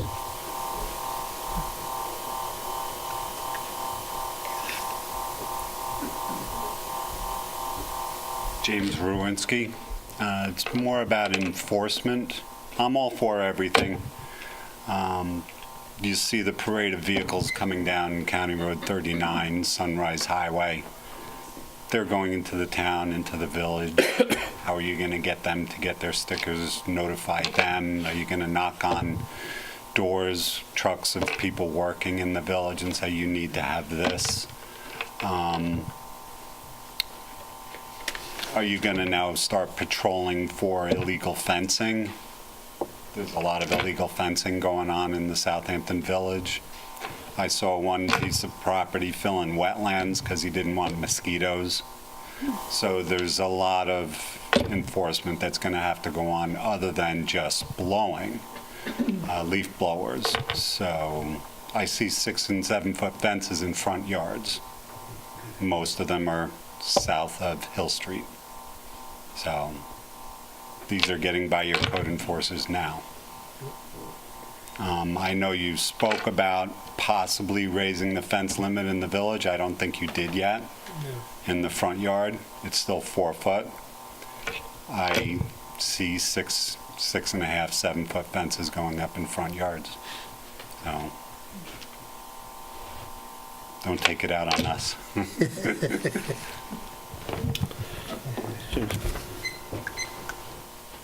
Yes. Yeah, you do, I'm afraid. Bring the mic. Yeah, I don't think it. He could. It's also the camera. We have a very large newsletter. The day you pass it, it'll be in it. So it'll reach probably over 2,000 to 2,500 people. We have a website, it'll be on that. So there's one way it'll get out. Yep. We work very, very closely with Cornell Cooperative Extension. It will go through there. It will go through any of the programs that we run, so the word will get out. Will the people break the law? Of course they will. And we all know that. And most of us are concerned with enforcement, because I've said it before at this microphone, a law without enforcement is a tax, and the people who want to pay it, they're going to pay it, and the other ones aren't. So. But as you go along, it will go just like the blowers, and it will get better, and more people will do it, and that's kind of where it's at. So, but we will help you publicize it as much as we possibly can. Thank you. Yep. We need it.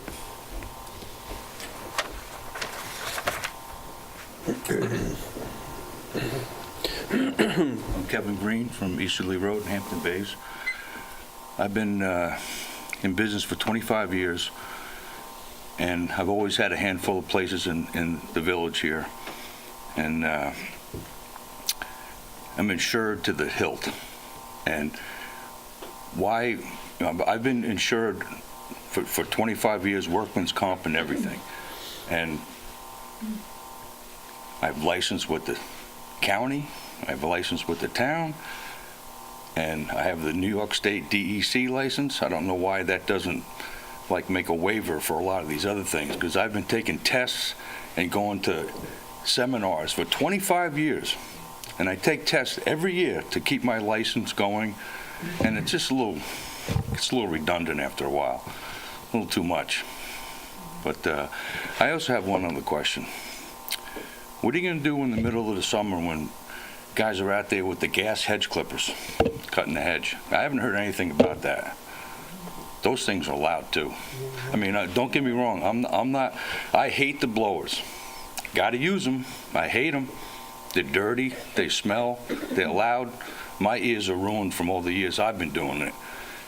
We don't like them either. But the electric blowers, they are just nowhere near efficient at all. You can't do. Aren't the houses in the village responsible for the sidewalks out in the front? You're supposed to be taking care of the stuff out in the front. You want me to come out there with a broom every day after I cut the lawn? And the electric blowers are just a joke. It's just a real joke with those things. But I'd just like to know again about the hedge clippers in the middle of the summer. We're out there in June with these hedge clippers. You're allowed to, but we haven't gotten to those yet. No, you're right. The conversions of all these and the trimmers with now having the hedge trimmers, I actually I prefer the Little Wonder, the electric, as Mark will know. I remember back in the Metal Club when this crew would come, and still does, I believe. But,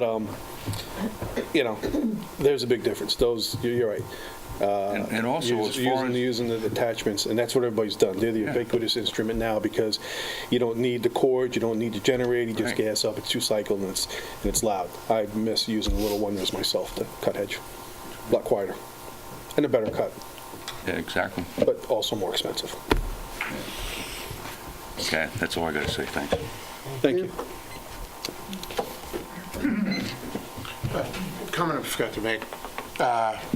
Everyone's talking about the noise of the blowers. Well, I have bad news. Electric blowers are not quieter at all. The industry has cut down the sound on blowers, I think, some 80% in a 20-year period. Like I said, my family started our business my father started in 1975. And I remember that the blowers have actually gotten quieter and more powerful, which, you wouldn't think that would be possible, but it is.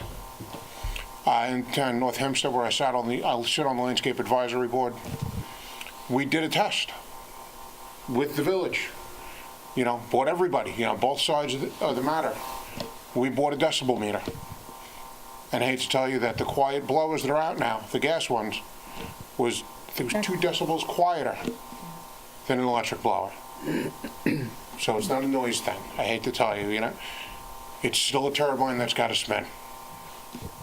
It is, you are going to remove a certain amount of pollution. I'm 38 years old. I won't own a gas blower 10 or 15 years from now.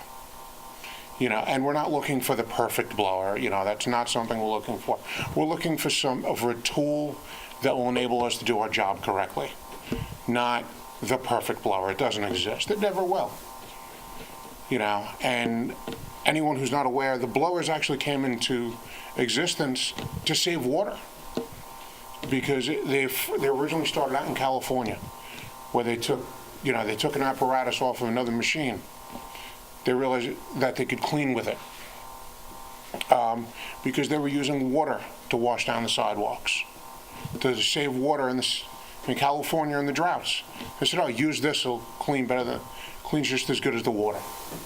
That's where it's coming from, because that's where it's going. Get rid of the blowers, now everyone's going to be out there with the garden hose, blowing the sidewalk off. You have to do something. Thank you. just got one more thing to say about the blowing. Let's just say, can't use the blower on the lawn in the summertime. It's fine. Well, letting me cut the lawn. Well, you know what I'm going to do if I can't blow that lawn? I'm going to run the mower over it a bunch of more times and get that stuff. It's either or.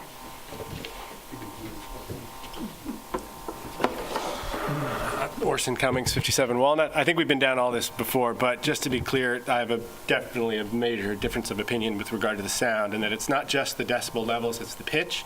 And it's been shown that the pitch of the gas-powered leaf blower is uniquely suited to blow through windows, doors, everything in a manner unlike the electric blower, which I would agree also make noise. There's no perfect blower.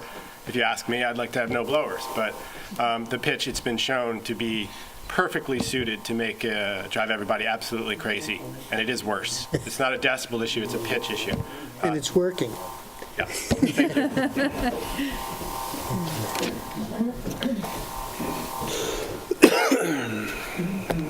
Hi, I'm also pathologist from National Suffolk Landscape. I just want to tell you, the hedge trimmer and the chainsaw, battery operated, a lot of the guys now are using that as opposed to the gasoline. That hedge trimmer that's out there now works wonders. It's actually powerful. I don't know if it's any quieter, but it does the job. And the chainsaw, the guys in the trees like it because you're not doing this here to start the thing, you're pushing a button, and they're efficient. So it's coming. The gentleman that was looking for the hedge trimmer, it might not be quite as good, but it works. So there is a future. Any other comment? Any comment from the trustees? Good right now. The one I've already said. Council, I would suggest that we go back to the legislation, to the adjustment and the dates for the blowers. And we also do, and I'd leave it open for discussion, but I think that, as Don has pointed out, it should be an all-inclusive deal, and we should eliminate the exceptions for clubs and municipalities. You ever play tennis on grass? Boy, it really, I just know, I've never seen a lawn that looks like those 36 courts down there do, and I gotta believe that whatever they're using, I don't know, maybe it could be an electric mower would cut it as well, but I'd love to hear them tell you their side of the story. Yeah. They've had that opportunity. They have. Everybody else is here. So is there They don't any read the further Wall Street comments? Journal. Pardon? Any further comments? So you're looking to, so I'm sorry, are you looking to revise the time frame, beginning to end? Is that what you're? I think we should take a look at the time frame and revise it. And I think we should make sure that it is inclusive of everybody. Who it applies to, who has to operate under it. Right. By what date is this? Immediate, or can they phase in Memorial Day is a different day. every year? But the Friday or Thursday before? Where we're at, because that's kind of a, we gotta have it done. We have to have the village done by then. Are they looking to add on the back end as well, or just in the beginning? The suggestions that I received was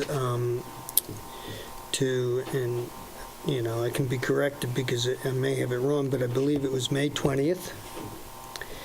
And then it was going to, there was issues in October, so it was going to run through the September 20th. Currently, the dates are May 15th till September 30th. Right. And so you wanted to change it to what again? If I believe they wanted, they felt that in May that they needed to be finished up pretty much everything the week before Memorial Day. which I believe would put you around the 20th in 20th. general. Sure. And then they felt that in the fall, there was some necessary cleanup. We had it to October, didn't we? September 30th. Right now, it's September 30th. September 30th. So They felt that they needed the end of September to clean up some stuff. Earlier in September. Well, Earlier in September. Well, that's what it is now. It allows till, oh, the band. So No, it's I still got the it. 30th. No, my bad. So move that up. Okay. So Mayor, you're saying from May 20th to September 20th is Correct. what you're suggesting? Yeah. Counselor, is there a problem with putting into the verbiage the Friday preceding Memorial Day? There's not, but this will be a Yeah. discussion I'll have with the board Yeah. members. Yeah, I mean, that's a doable thing, too. That's part of, yes, exactly what the mayor is. Yeah, instead of a... I just ask people Right. not just speak out from the audience, yeah. But yes, that'll be part of that. So my suggestion, Mr. Mayor, is that, there are certainly two areas. I'll provide a draft, but you keep this open for all purposes to the next meeting. And you'll Okay. have a draft on your desk probably in 2 days to look at with any other changes you could get back to me. Perfect. And the Both laws. next meeting is? 26th. And would Also, we be able to- it will give the clubs, and it will give our own village a chance to have discussion with us, because we have had ongoing discussion with our village and how difficult this is with our own village in replacing our equipment, how costly, how much we're going to have, what vehicles we're going to have, and what the longevity of this equipment is. I mean, we have 52 properties that we take care of in the village in cutting, and so the fact of the matter is, we have to make a decision on this. Just like you have to make a decision, we have to make a decision. And I realize you're saying, if it's fair for us, it should be fair for them too. We have to figure this out as well. And we've had a lot of pushback from our village, not because they're against having quieter equipment. It's the efficiency and whether or not the equipment is good enough. And that's it. So we need to know because we have to take care of a village that our taxpayer pays for. So, we're going to need time for that as well. But we're That's what we're addressing asking them to leaf do. blowers. We're Yes, addressing we leaf are. blowers, not all our equipment. And half of our leaf blowers today are already electric in the village. And we shouldn't be using gas leaf blowers near our playgrounds where children are. And I agree with that. So, Would our super of DPW like to opine on this while he's still here? Not to put you on the spot, but what the hell, he's sitting here and it just got thrown in. Hate to be on salary. Kind of. No, you're pretty much saying it. We do have battery leaf blowers. They work fine if we have some nice dry sand, some nice dry leaves. When we get into wet conditions, they don't do it. The law that you have, just like the rest of the landscapers here, we need all that gas-powered equipment to use when we're doing the leaf cleanups in the spring and the fall. We're going to adjust however we have to. We're hoping every year that this equipment's going to get better and better. But talking with Steve Phillips in the Parks Department, they struggle with the current battery-powered equipment to get the job done. I'd like to add too, though, that Gary, Steve, Paul, we're meeting regularly, discussing and calling other villages and other towns that are using equipment. We've been on the phone with Southampton Town and the success and failures. They've had some success and failures. So we are actively engaged in working on that transformation. And again, I do like the idea of it, having all that stuff so you don't smell like gas all the time when you run the equipment. I don't think they're much quieter. They seem to be about the same to me. But, it's better for the employees in general. We've even demoed some of the lawnmowers in the park. Right. Rather than the guy sitting there on the lawnmower with any clouds coming out of it, the battery's good. As soon as you turn the thing off, the noise is done. So I like where we're going, but I hate to keep saying what everyone else is saying is the equipment we're looking at isn't strong enough yet, or it doesn't have the duration. So Gary, the equipment that you have, the electric leaf blowers that you have, when did you purchase those? We're on our second generation of them, but we've purchased some this year. We've purchased some in the last 2 years. I believe we're using a combination of Greenworks and Still right now. But we are using backpack and battery systems for our biggest blow is in the morning, where we have to get all the sand and everything off the sidewalks, into the gutter for the sweeper to come by. And then other than that, in the parks, we're still using our Little Wonder walk blowers and gas-powered backpack blowers.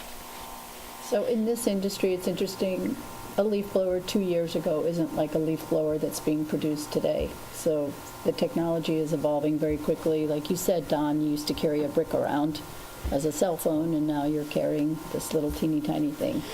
But the efficiency of the leaf blowers for this summer, do you feel that we have the capability to do that with the current? Not for heavy cleanup.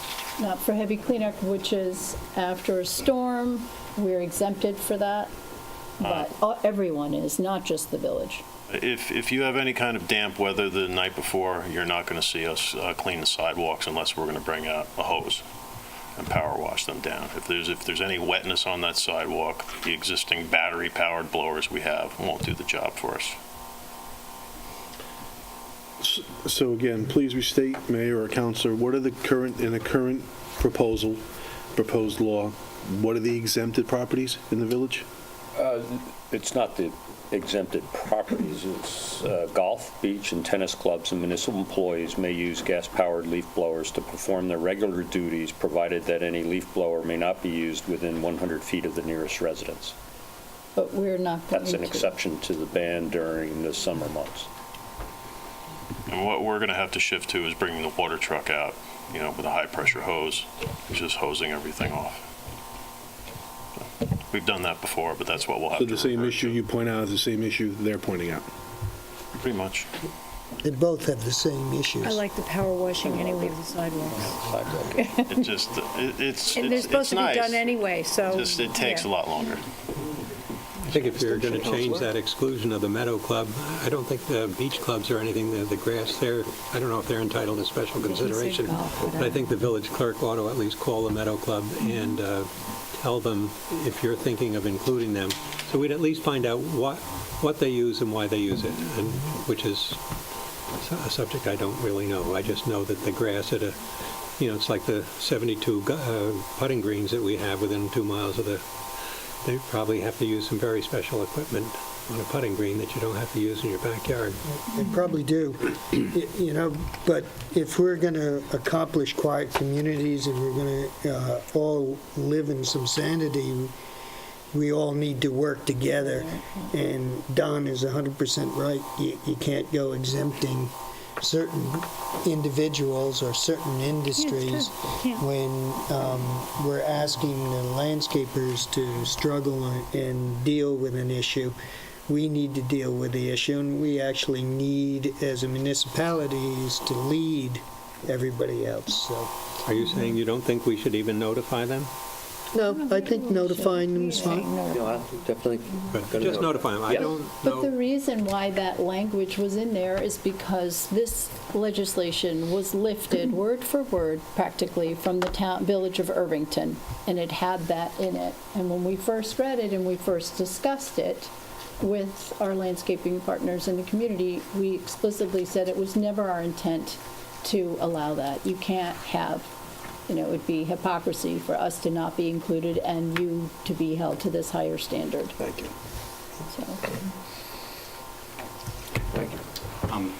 Well said. You're saying about storm, we can use them during storms. What is the storm? Is it hurricane? Is it the thunderstorm that comes through at night and creates a lot of twig and leaves to come off of the trees? There's different degrees of storms that come through. How are you going to judge which storm we can use a blower on to clean up? Well, that's a good The question. storms are getting worse, the thunderstorms. We very rarely get really bad thunderstorms. I wish we had more. I love them. That's right, we're getting some very violent storms. Yeah. It's really been The heavy rains are coming, and we're getting 4 inches of rain in 2 hours. That's a good point. The rain pounding pushes leaves down. We have to clean them up. How are we going to clean them up? What is the degree of a storm that you're going to use? Well, that's another aspect we need to take a look at, but a lot of the Weather Service does create storms, they also name storms. So yeah, I think that they're I- giving us some guidance there. Yeah, that would be good. And one last thing, it is going to put hardship on my business this year. My accounts are very low from the lack of snow. I had no income since December, virtually none. My accounts are very low, so you will put hardship on my business. I'm going to do it, but it will put hardship on my business. If you told me last spring, woo-hoo, I'll go buy 1,000 blowers, but not this year. No, we realize. I am going to be buying them, and I am going to do it. And I am training my men to use rakes and then blow. We realize that, but the hardships are also twofold. Yeah. The hardship is on the industry, no question. And we're trying to bring it in and balance it. Yeah.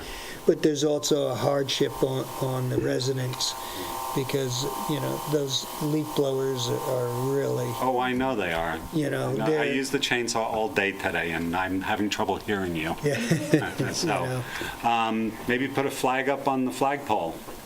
Blowers will be able to use today. No blowers today. Something like that. Thank you. Thank you. But I do, before everyone leaves, I did want to mention that the town is offering a free electric equipment seminar. I think it's on March 28th. I was really 29th. Thank you. You got the email. So I was very happy to see. I think Mark, you, and Don are already registered for that seminar. But I think you've shared a lot of good information around other. What was the organization that was mentioned, Mark, that you're attending? Sorry. The sustainable. There's a real push in this country to move to more sustainable landscapes that are, we want to attract pollinators. We want to have plants that are in a synopsis or in a symbiotic relationship with the soil, as opposed to putting things in that are unnatural to the soil, and then we have to use these products to keep them alive and keep them pest-free. That's a movement that's happening across this country.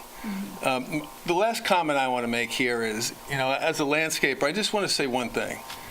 Our industry, between our use of labor that comes from outside of this country, to our use of equipment, to the products that we're being asked to put on the properties that we take care of, we have a real target on our backs now. And I think that's why you're seeing some of the pushback from the industry here tonight. Because while we understand our role and the responsibility we have, this world is being crapped up by a lot of things, not just landscapers. And I think that's what I want to make sure that this whole room leaves here tonight, remembering that issue. Thank you. I just want to make a small point. The old man would have said it the same way. Don had mentioned before that, we all have contracts. I mean, by the DEC law, we have to have a contract for properties that we serve. Now, I've already got my contracts back. I'm ready to go. Now, have I adjusted somebody's lawn cutting to have me rake the driveway for 30 minutes when I usually take a blower and it's like 3 or 4 minutes, the driveway's clean, and now I'm going to have to rake it by hand and I'm not charging them, it's going to come out of my pocket? Are the property owners going to be notified when this thing goes through, and are they going to be told what the law is? So when they know that their driveway's not raked by Kevin Green, that they're not going to call me, they'll call you? Well, thank you. They're going to know. They're going to want to know why. They call us already. We get the calls. Sidewalks off good enough. Don't worry You about haven't that. blown my driveway. Well, I'm not allowed to do it anymore. Now, I'll take the calls because it's, the noise level is really out of line. It is out of line. Any other comments? No. One per. Sorry, I thought it would be the last one, so I'm just going to keep coming up, whoever comes up after me. Just to say, Gary, you were going to take the power washer and wash off the sidewalk, right? How do you power that power washer with a big motor, right? gasoline, and it makes noise, right? So what's quicker, the blower or the power washer? So it's a tough situation, so. Power washer gets a lot more off, though. It gets dried up ice cream and all sorts of dog stuff and all sorts of stuff. Well, that's another issue too about dogs in the village, and you know. Good point. All right. People put out these nice flower pots, and next thing you know, plants going like this, and they're going, "Hey, well, why is my plants dying?" Yeah, I know. I think we have more dogs than humans in this damn village. dogs. I don't know where that happened. Michael. Right. But, all right, anything new to say? Yes, tomorrow. I want to make a comment on it. Not the last gentleman before. Yesterday, you spent time with people down from Albany and the DEC to show that, to tell you guys that we are responsible and we are trying to do things. Yesterday, we addressed 3 different pesticides that we used, and it's been decided that we're not going to use 2 of them that have been found in our groundwater, and these meetings are going on all the time. We also have the Long Island Nitrogen Committee going on, so we are responsible and we are trying to go on, and the sustainable landscaping thing is very, very big in our industry. And the biggest thing that we need is we need you people to tell us that your lawn don't have to look like the putting green, because that's the problem. I got no problem with that. Mine is. I got no problem with that. Well, that's kind of what it comes down to. It's been alluded to, it's a shifting in the I thought own of the whole garden industry. centers on the island, landscape supplies, for 40 years. And the biggest problem was, I want my lawn to look like what my golf course guy said. But they know what they're doing, and they're doing different stuff, and what's available to them and us, not available to. And the third product we made restricted, so that you'd have to be trained and you have to have a license to use it, because this stuff is being found in our groundwater. And my comment was yesterday, contrary to everybody's beliefs, my grandchildren live on this island too, and if it's going into our groundwater, we don't need it. So there is responsible movements, and the gentlemen, people in this room today, they're good guys. Pat, I have a question for you. Today, under Suffolk County Consumer Affairs License, everybody who operates, obviously, putting fertilizer on the ground or the chemicals that you're mentioning, anybody who does anything to a property, whether it be touching a flower, moving a hedge around, they have to show a license if asked by whom? The homeowner to start with. The homeowner, but if... Okay, policeman to start with. Okay. Okay.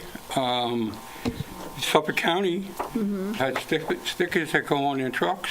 Do they? I thought Yeah, they they give do. you a card. Yeah, in fact, they were talking about discontinuing them, and I was in on those meetings too, and we don't want them discontinued. Okay, we want people to know that we are licensed, insured, and know what the hell we're doing.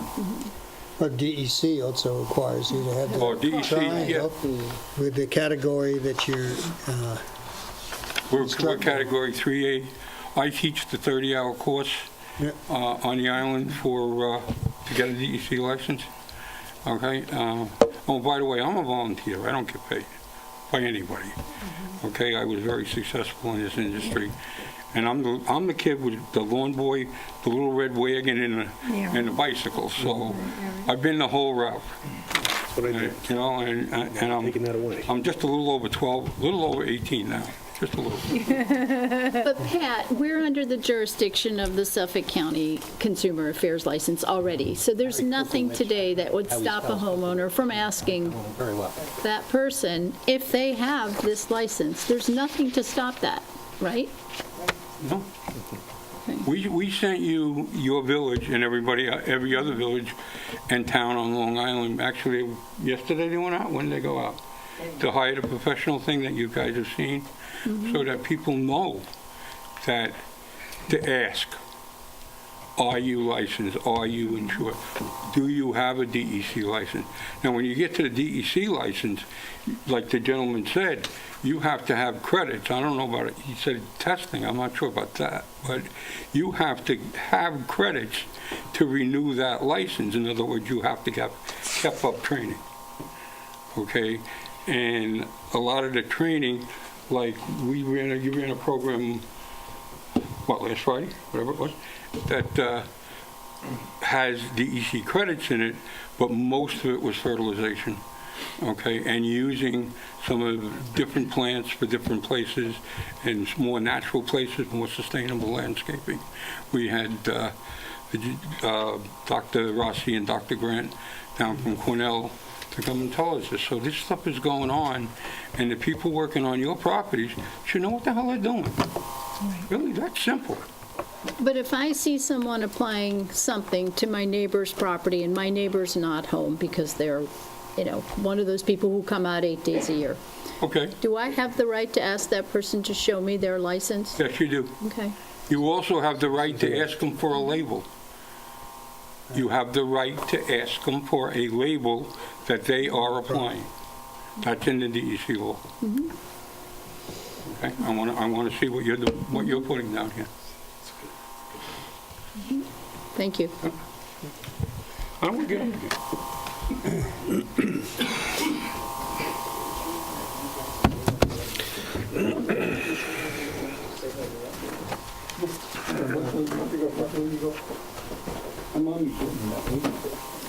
Hi, Mackie Finnerty again. I'm surprised at the amount of confusion about the responsiveness of the county to you. I'm pretty shocked at that.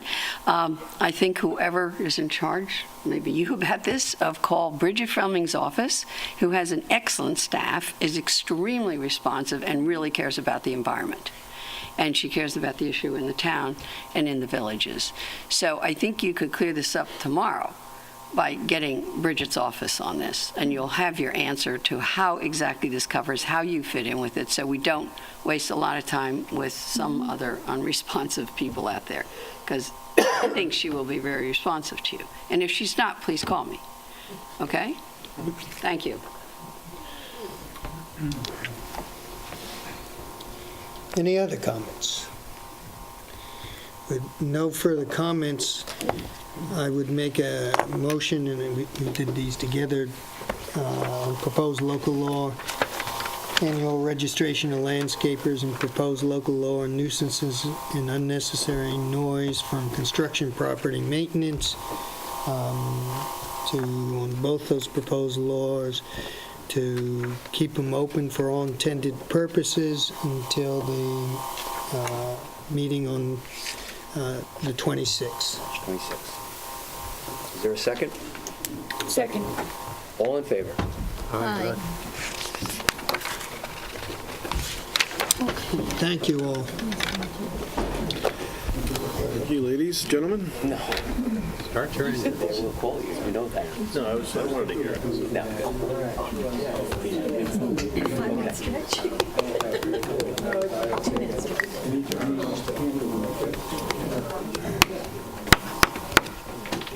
I've been to a couple meetings today. He's got his tablet in my nose. Do you need tissues?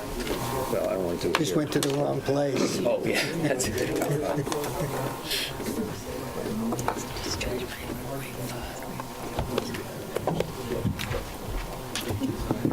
Guys?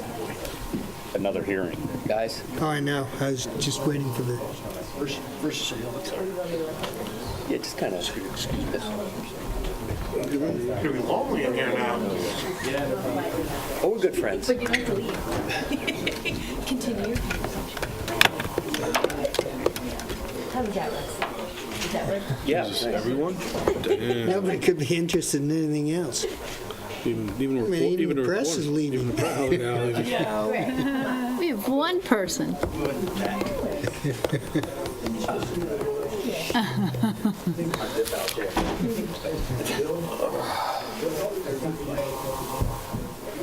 Electric? Hope you're right. Yay, that would be fantastic. Unless you might want to shut the door and then we'll continue. We're open door here. gave him a note to just call Harry and find out. Plus, the machinery has special. Just so they know. Bill, Bill, could you pass the water from there? Thank you.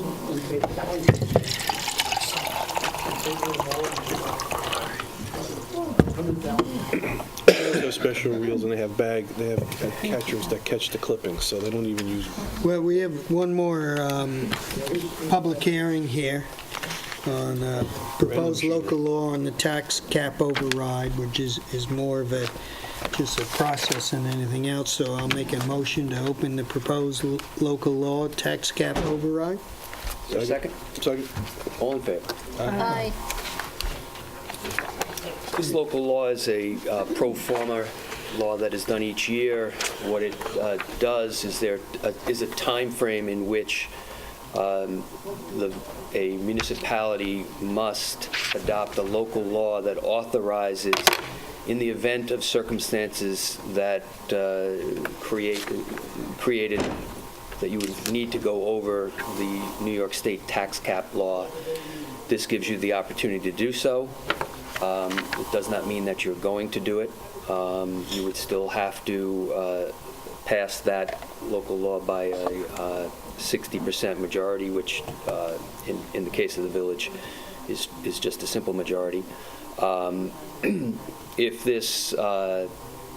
it is not used, you are allowed to repeal the law without holding another public hearing. As I said, it's done pro forma by almost all municipalities.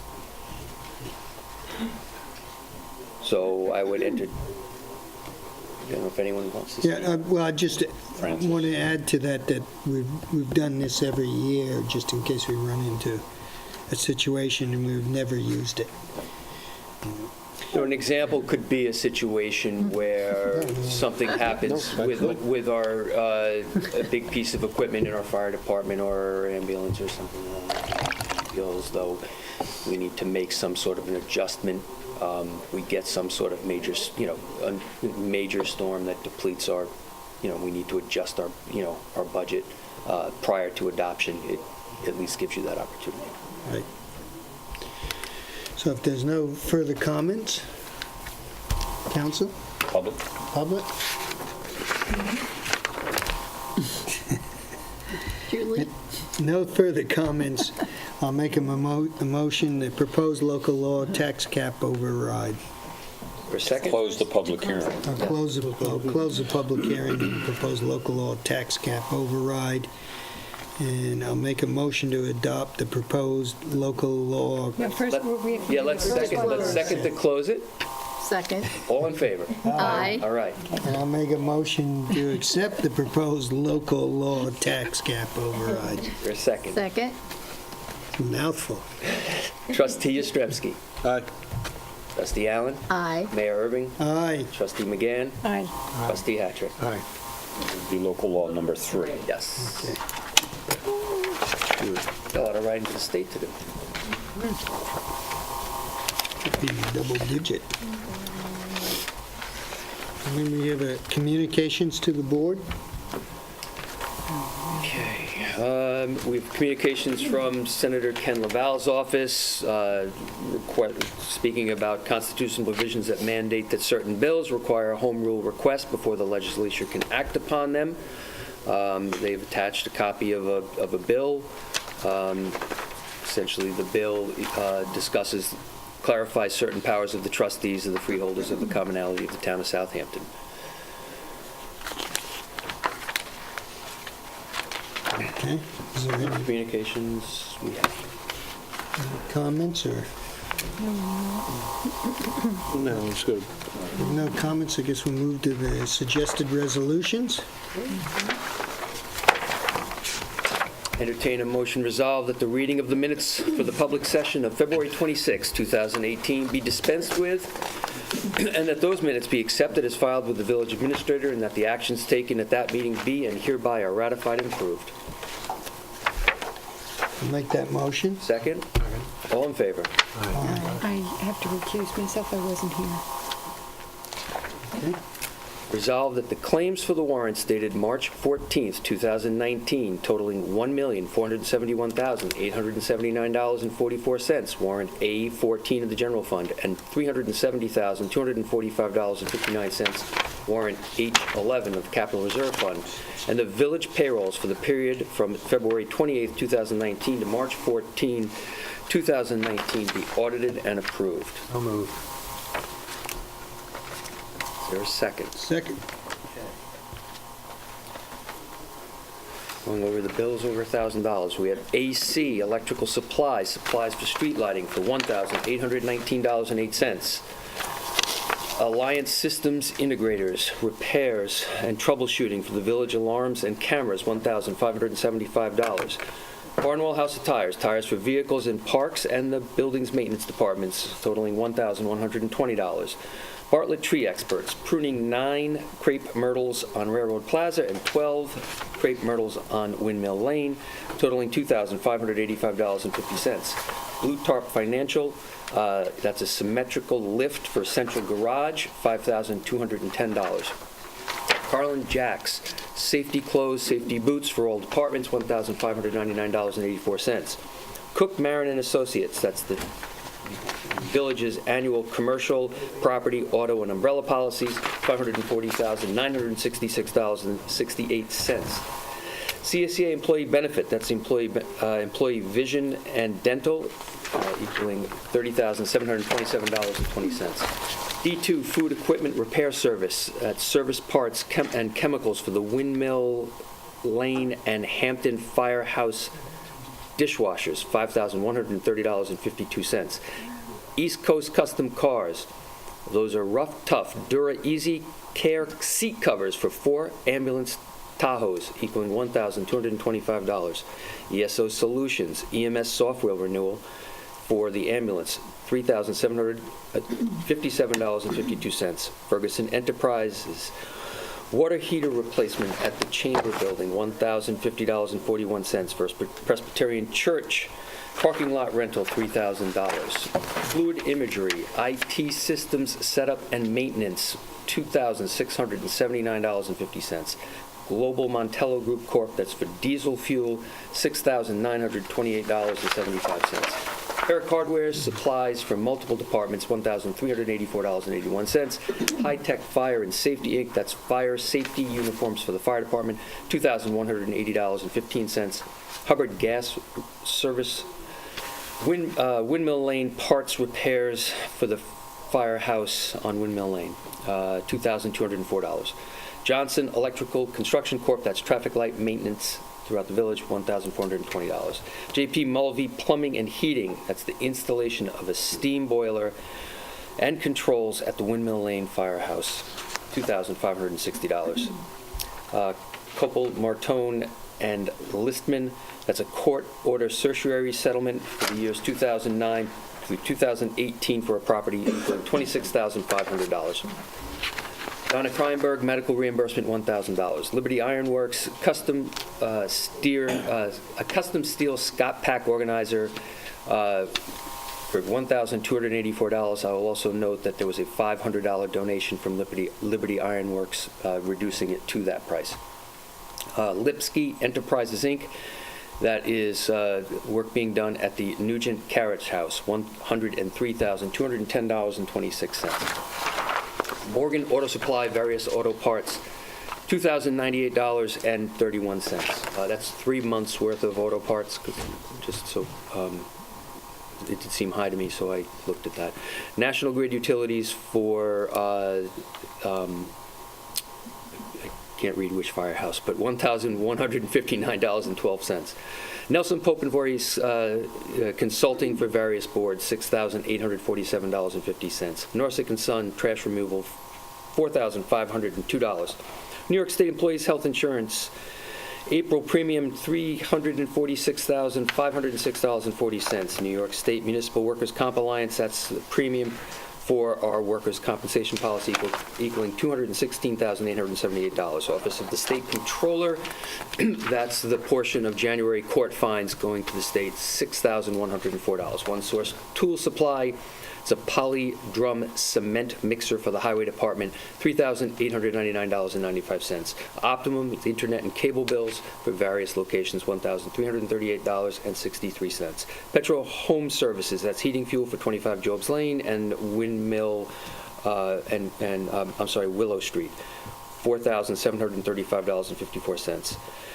Physio Control Inc., 4G modems for the defibrillators at for the ambulance corps, $2,892. Pine Barrens Printing, that's beach stickers and various printing supplies, $2,701.41. PSE&G, Long Island, utilities for multiple buildings, $16,851.35. Robinson & Robinson Esquire, counsel for various boards and certain litigation, $25,645.86. Southampton Excavation, it's dump fees for heavy stumps and debris, $1,025. Sprague Operating is gasoline, $5,046.60. Vincent Toomey, outside labor counsel for negotiation, discipline, ethics, and representation for the months of January and February, $20,410.42. Town of Southampton for brush, $1,586.80. Vehicle Tracking Solutions is our GPS service, $1,529.47. Verizon Wireless is for mobile phones, $1,613.84. WB Mason, various office supplies, $3,115.65. Whitmer Associates, safety supplies for the fire department and cones, $1,675. Wright National Flood Insurance, that's the flood policy for Coopers Beach, $17,410. All in favor? Isn't there another page? Oh, there's Oh, I'm one sorry, more yes. page. Yeah, I always think we vote on these separately. And out of capital money, we have Jeffrey Butler, that's the architectural services at the ambulance, for $2,500. Morton Buildings, Inc., that's the general contractor at the ambulance project, $334,007.65. Motorola Solutions, that's dispatch equipment for the fire department, $15,237.94. SCC Construction Management, that's the construction manager, $18,500, that's at the ambulance fund as well. All in favor? Aye.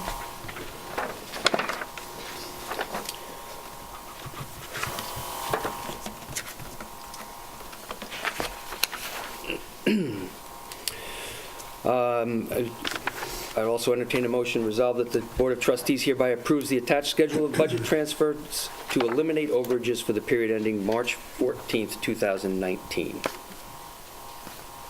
Make that motion. Second? Second. All in favor?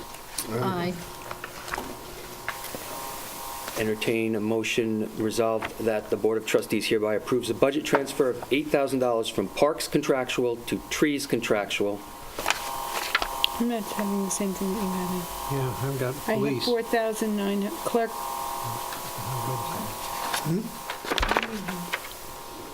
Do you have it there? Yeah. Oh, okay, that's, Oh, no, you were looking I'm at, looking at this. You look at the budget transfers? Yes. Yeah, that's Okay. what we're looking at. What are you looking at?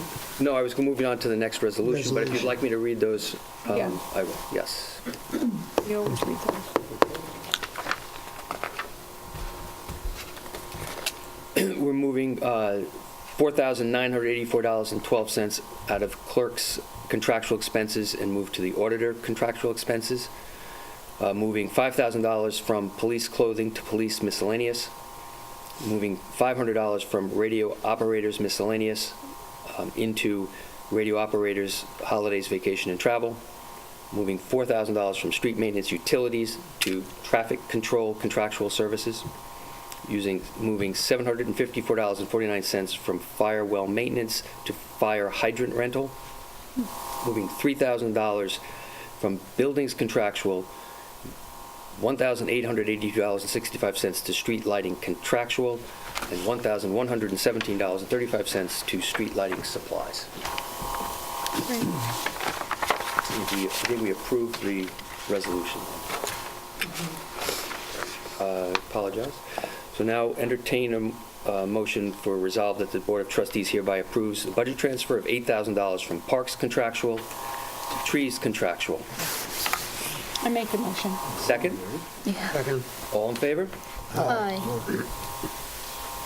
Resolve that the Board of Trustees hereby approves a budget transfer of $13,000 from street maintenance contractual to equipment. I'll make that motion. Is there a second? Second. That's on a question, that is the money we're moving for that roller that we discussed Right, okay. earlier. All in favor? Aye.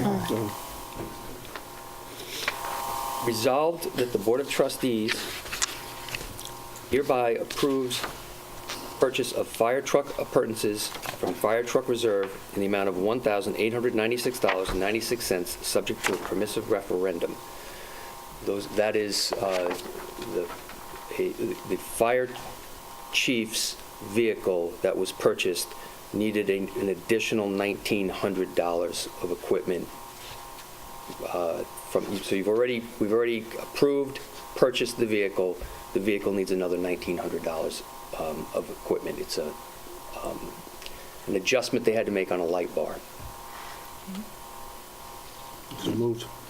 Second? Second. All in favor? Aye. Aye.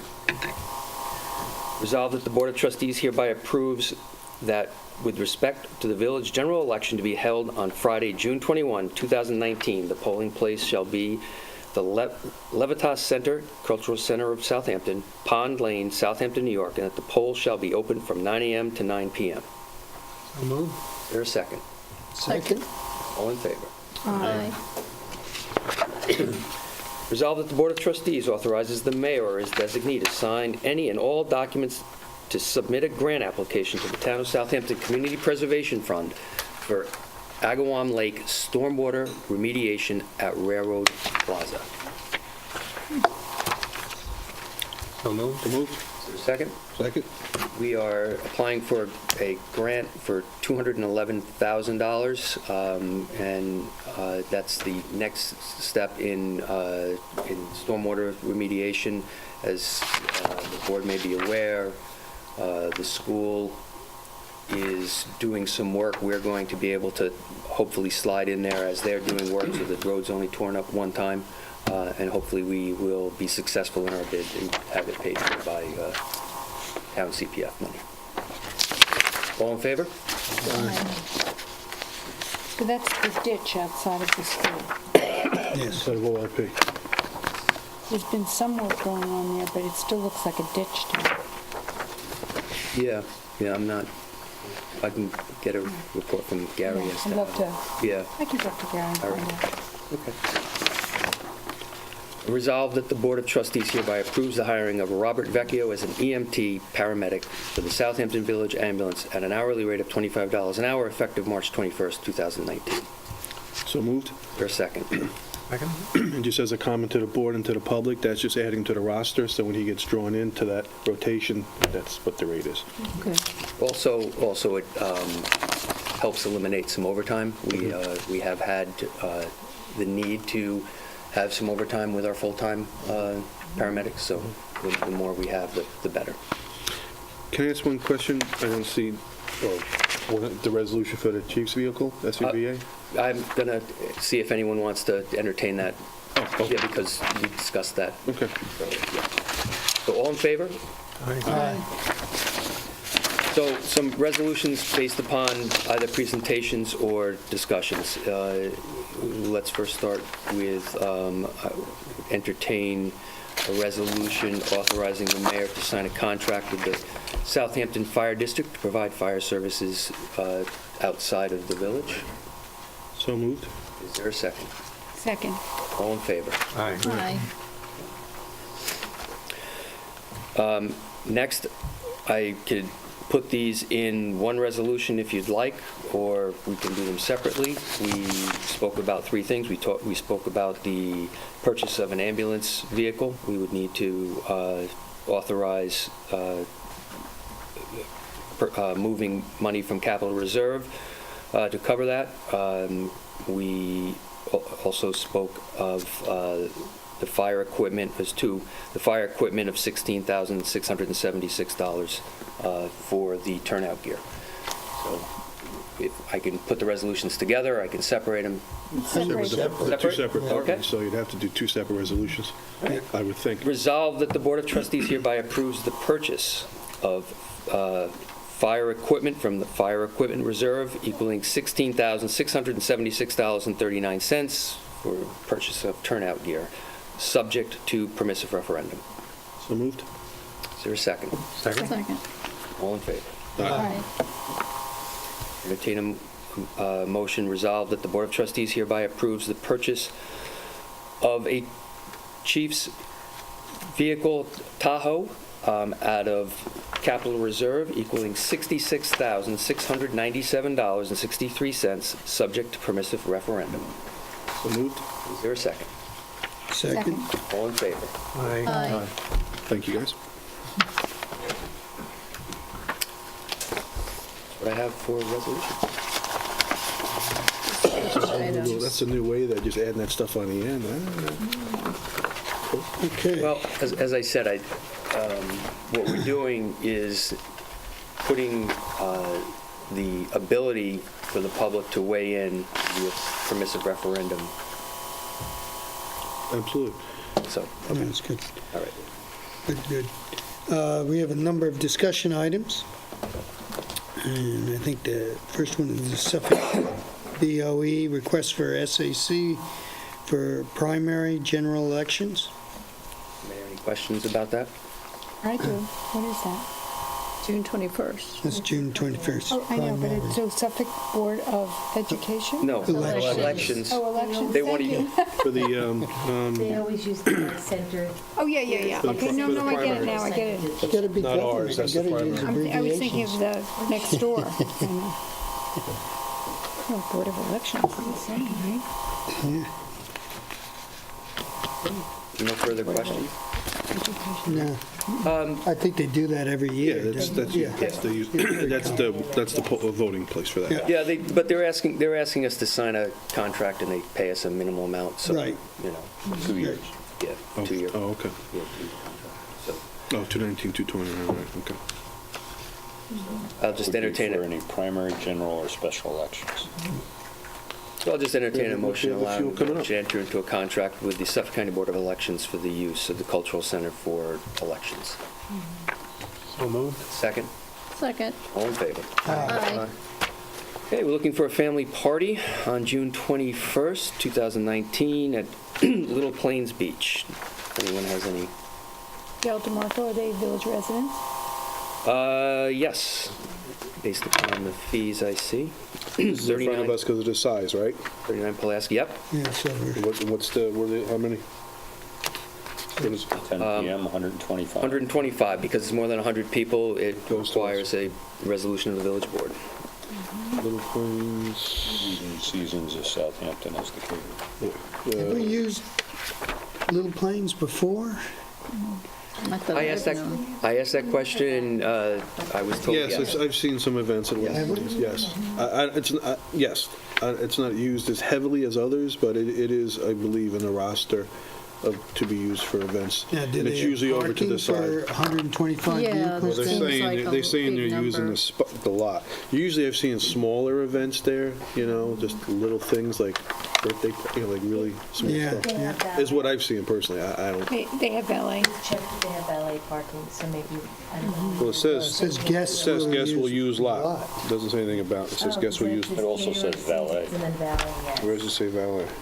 First page. Oh, the yes or no thing? 21st. So that's a Company Friday, Permit. the 21st? Election day. Right, but it's also a Friday in a summer weekend month, and there's 125 guests expected with one lot. Well, typically, this is already going through scheduling with the multiple parties before it gets to us. Yes. And they, so is Well, the this valet standard? Could move the cars in different locations of the village. Yeah. They could take the cars down to Old Town. Yep. I mean, they could park them there, and when that lot is filled up, they'll go down to Old Town, and when that lot's filled up, they'll go over to Cooper's Is or this- Kreider. No, but the point Is is, this one of do the- we want to have an entire lot filled up and no one else can use the lot. In the evening. Well, it's June 21st from Well, it should 6 be PM there. to 10 PM. Everybody I don't know goes how many- there. There's people that go down with their dogs.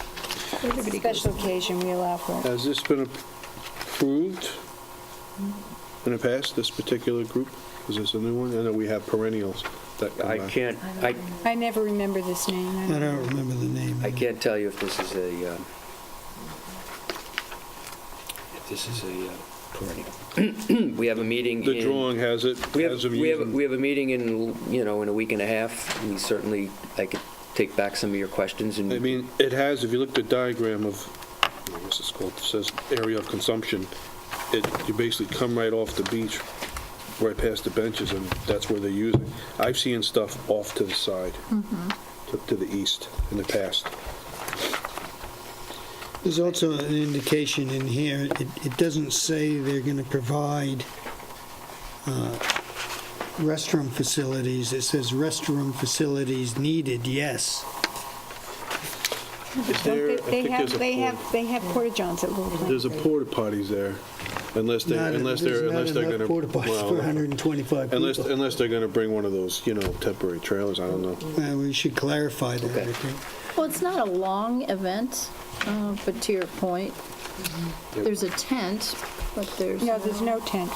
I think there is. see a Yeah, I tent did see a tent. Yeah, request. 10 to the east, Okay. Cook area. I see tent, no, It says on page 1. temporary no. tent. then Okay, so they- on the next page, And then it on the says next tent, page. 2. Right. No, tent NA, not available. They're not being charged for it.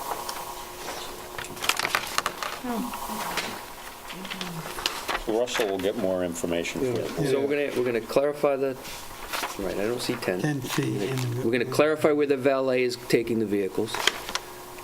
We're gonna check on the tent, we're gonna check on lavatory. And the location, actually. And the on the- location of actually where they're, according to this diagram, they're stationing themselves right in the center of the usable general public space. Right, so if someone- Typically, like even when we use in beaches, they're Yeah. off to the side. Move them one side to another, okay? That could be just an oversight, but Yep. thanks. All right. Yeah, if we If could anyone get has some any more. other question, what I'll do is I will email everyone. The Seasons is catering it, that's pretty good. Yeah, I'll email everyone in advance, and if there's further questions, between now and March 26th, we'll have them all answered. Good. We have correspondence from Southampton Cultural Center requesting the use for Agawam Park for their 13th free Shakespeare in the Park, Friday, August 22nd, and Saturday, August 23rd. Schedule listed there. Nothing else going on that night? The other thing she wanted to make mention of this year is their Animals Kids Caters. Yes, it A is. new thing to try to engage children into Shakespeare. being more involved in Shakespeare. Oh, that's fun. Appreciation. Oh, Midsummer Night's Dream. King Richard III, that's heavy duty. It's a great name. Great. We entertain a motion to allow the Southampton Cultural Center use Agawam Park for their 13th annual Shakespeare in the Park, I'll make Friday, that August motion. 22nd and 23rd. I have a motion by the mayor. Second? Second. All in favor? Aye. Okay, and finally, we have correspondence and discussion from Rogers Memorial Library. They are looking to have a movie in the park on either, have they put a date, Julie? So this is something new for them, and they are flexible. They said if either of those, they chose August 6th or the 13th, and if we had a preference and wanted to pick a particular date, they're fine with that. They were just thinking one of those two Tuesdays in August. So what are they looking to do? Over those inflatable screens? You're going to bring, so they'll do it with Suffolk County Cooperative Library, so that they provide the screen, the manpower to run it, all the technical. It's open to the public, obviously, and they want to kind of tie it in with their teen summer reading program, but it'll be open for everybody. Do we have to clear that through the Veterans Organization, depending on where that's going to be located? I don't know. They would probably locate it, my guess is they would locate it where we normally do the showmobile, and I did check with our DPW and asked if that would be a conflict because of the concert in the park the next day. They said no, as long as they're out that night. They bring the showmobile in the next day. But I don't know if they want us to check with the... I don't know, because it's a new organization. Yeah. And it's not a village, we do that because it's a village. Right. That's our own Right, stuff. with the This library. is, a third-party organization, and it's not, so. But if you want... Love the movie. Yeah, they I thought love that was a Hidden good Figures. It's a one. great one. Which one are they, what's the movie? Hidden Figures. It's a great movie. But if you want... NASA, have you seen it, Rich? It's great. For their permission, you know? Yeah, nail down more information on It's the date. usually a so that way blessing it type gives of you- thing. They're open on the date. They're open on the date. yeah. We have a preference. They just said, I Okay. told them to give us 2 dates to choose from, Okay. in case for any reason anyone said, we hate August 6th. Yeah, it's usually a blessing you want to get from them Okay. because, we are very cautious in using that space for so many, we try to, Right. Okay. You know what I'm We'll check saying? with the CBO tomorrow. Okay. And we put it back on for the 15th. yeah.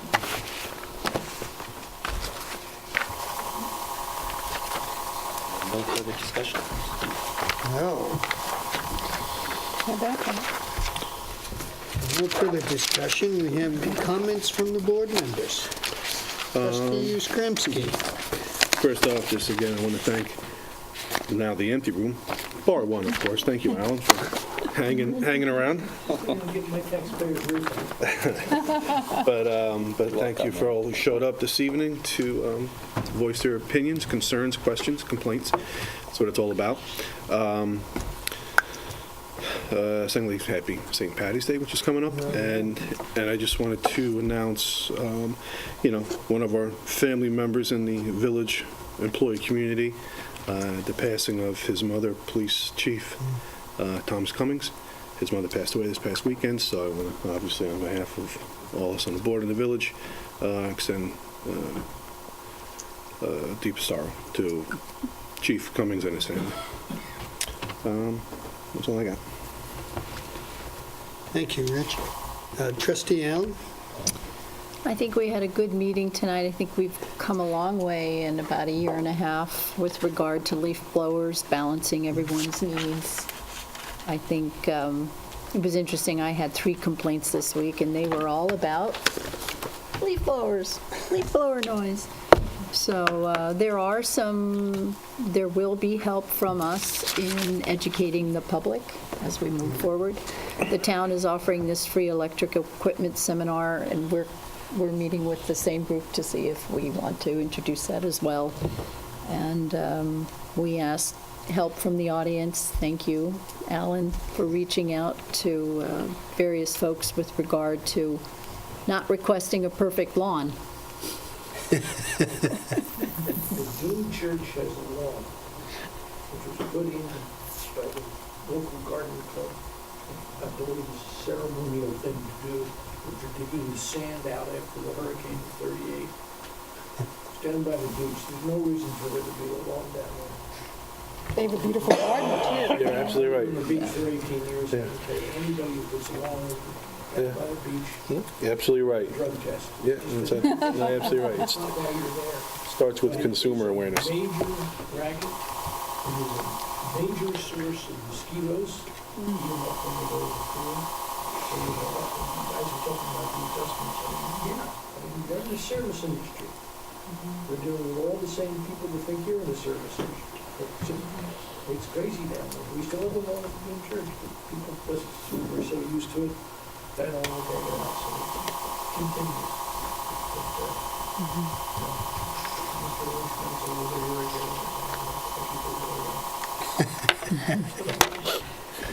And spring is near. Yay. That's it. Trustee McGann? I actually don't have anything. Believe it or not. Can I have her space? Yes, you can. You've been making notes over there, lots of notes. No, just one little thing, and then one thing that I did asked Russell to call the Meadow Club regarding this proposed law, and Alan did come up to me and said it's may very well be that their lawnmowers are electric, which will solve the problem. I'm presently secretary of the governor there, believe it or not, for 48 years. I think even use cords to run on the hedges, which are You do. Use the little one, the old school. Irrigation of these greens and stuff is a separate sport from what they're talking about. It's different equipment. I mean, it's like these are lawn mowers that we don't have at the houses anywhere. We were something like 30,000 over budget this year for another one, just on these machines to punch small holes in that stuff. Because they don't drain as fast as it's supposed to. I think we pay around $60,000 a year just for special insurance for any chemicals that go in.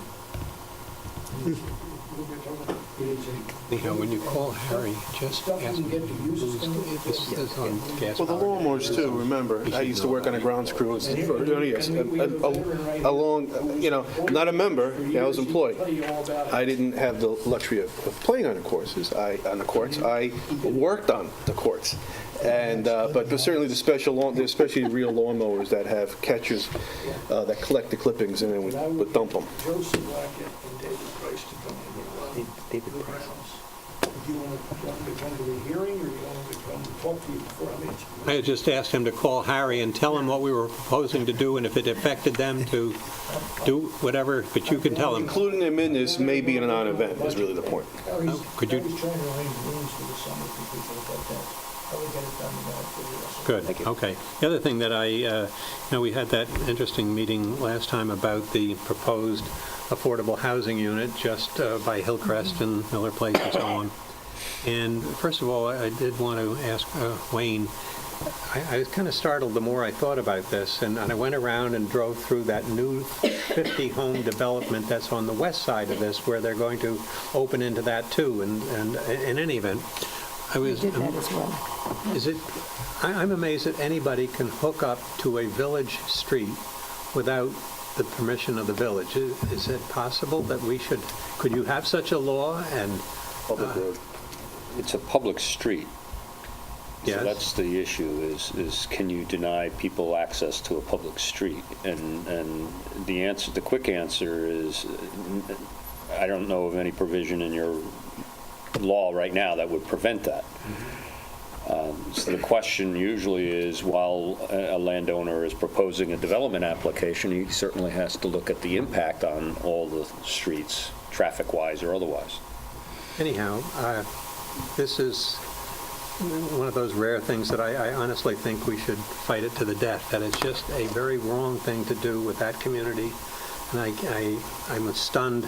It's a holy cause, affordable housing and so on, although, did I hear correctly that names were going to be drawn out of the hat, and the names who win the houses could be from all over Hell's Half Acre, from here to... I know a lot about it, and I can fill you in on it. First of all, the change of zone is not a good thing. It's going from R20 to multiple family. County Road 39 has strict laws on how you're not allowed to increase any traffic on County Road 39, and if you're putting in 60 units plus people who are going to work there, that's increasing traffic.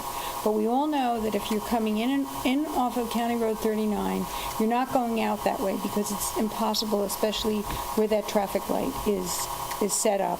So you're going to go through Hillcrest, or you're going to go through the neighborhood that you're talking about that you drove through. The other issue is I have a friend of mine who is very concerned about this and went over to Town Hall, and there's a file of it. Did you say you didn't have anything to say? No, I have. Keep going. No, I like what you're saying. Who went over to Town Hall, and there's a file about 2.5 feet high, and in that file are people who have already written expressing interest in living there who don't live here. You know, we need affordable housing for the people who live here, who work in our schools, who who are traveling great distances to come to our school, who volunteer in our fire department, who work in our police department, who cut hair, who cut grass. We need people who live here so they can service our community. We don't need someone from upstate New York who's coming down to the Hamptons so they can get $500 a month rent. And that file is filled with that. And for that reason, mainly for that, and also change of zone, I'm totally and 100% against this. What is this doing for our community? It's just adding more people who are coming out and just looking for cheap rent, and we need cheap rent for the people who live here. Now, thank you for that. You know, I feel, I don't know where it stands with the town I don't at think this they're that point. interested, but they can't move It forward sounded with to me, but I don't know if You we have to should keep on express top of them. ourselves, but I hate to stand around and one day find out that it's been approved without us voicing our feelings. And I actually was thinking to myself, you know, I jokingly said last week that we should follow Trump's lead and build a wall around that area. And, but you know what I think we should do? Seriously, I think we should go put 4 bollards or some damn thing like that at the end of that little stub that exists that they're going to hook up to, just to let them know that the day they try to do this, we are going to fight them to the death. It's my understanding that what you have to do is you have to get to the town so that the town will say, we're not moving forward with any of this. Then it's over with, okay? But if no one does that and not enough people are saying they're against it, then they'll just go to the next level, and then it goes through its entire process. Russ, you have new contact? Yes, we've been in contact. Julie's been in contact as well. At this moment, they have not scheduled another work session to discuss. So the way the process works is that the town board has to give a majority indication that they have some interest in moving forward with this project before the project is even allowed to be scheduled to go through the process. At this time, they have not scheduled a work session to do that. We've also notified the town that we need to be notified if and when they are going to hold that work session, have that on the work session agenda. We've also spoken about the fact that we feel that the applicant should present to this village board if in fact there is going to be any thought at all of this project moving forward. The town officials I spoke to agreed and felt as though that would be something that they would want to have happen. And Bill, I don't know if you're aware of it, but we hand-delivered a letter. Julie hand-delivered a letter written by the village heirs, you know, opposing it and expressing our concerns on the things. And I believe, Julie, you gave it to the supervisor. To the supervisor, personally to the town council members, as well as to the town clerk. You should be Employee of the Month of the cycle.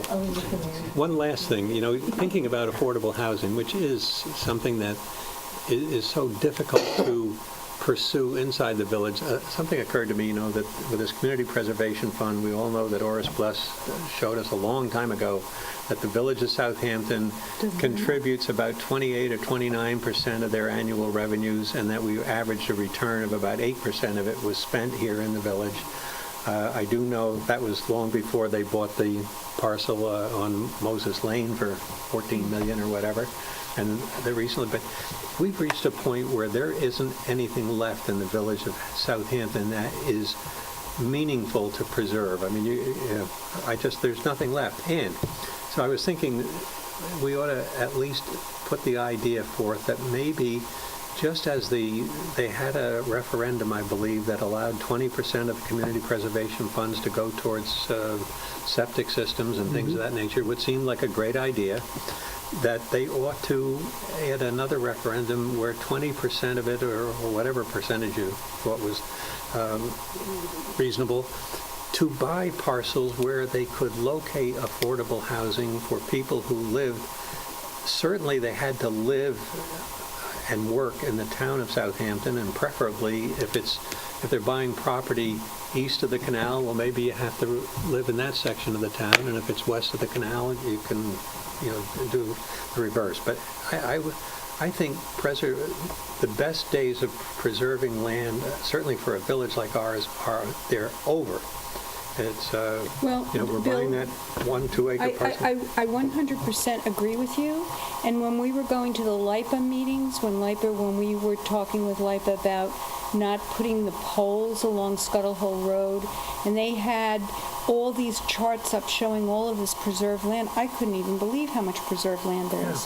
So community preservation has been incredibly successful. Yeah. But when you buy up land, that makes less available, and it pushes the value of everybody else's property through the roof, which is great for all of us, but it isn't good for those people who want to stay here and work here and live here.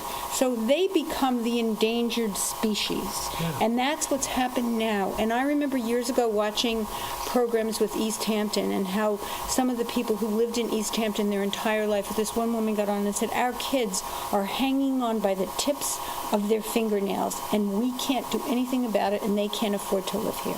And so that is absolutely the truth, and I agree with you. A certain percentage of that should be put aside. I don't care if it takes For people 5 years. Just not just land, but it's people are part of the preservation. community, right? It's for everybody, because if you don't have somebody cutting your hair, or mowing your lawn, or cleaning your house, or pumping gas, who'd want to come here if you don't have all those services? And if the services have to get on County Road 39, we have 52,000 people on that road as it stands, they won't get here either. So something has to be done, and I agree with you 100%. But saying it for the last couple of years. I think if we broached it, it's a topic.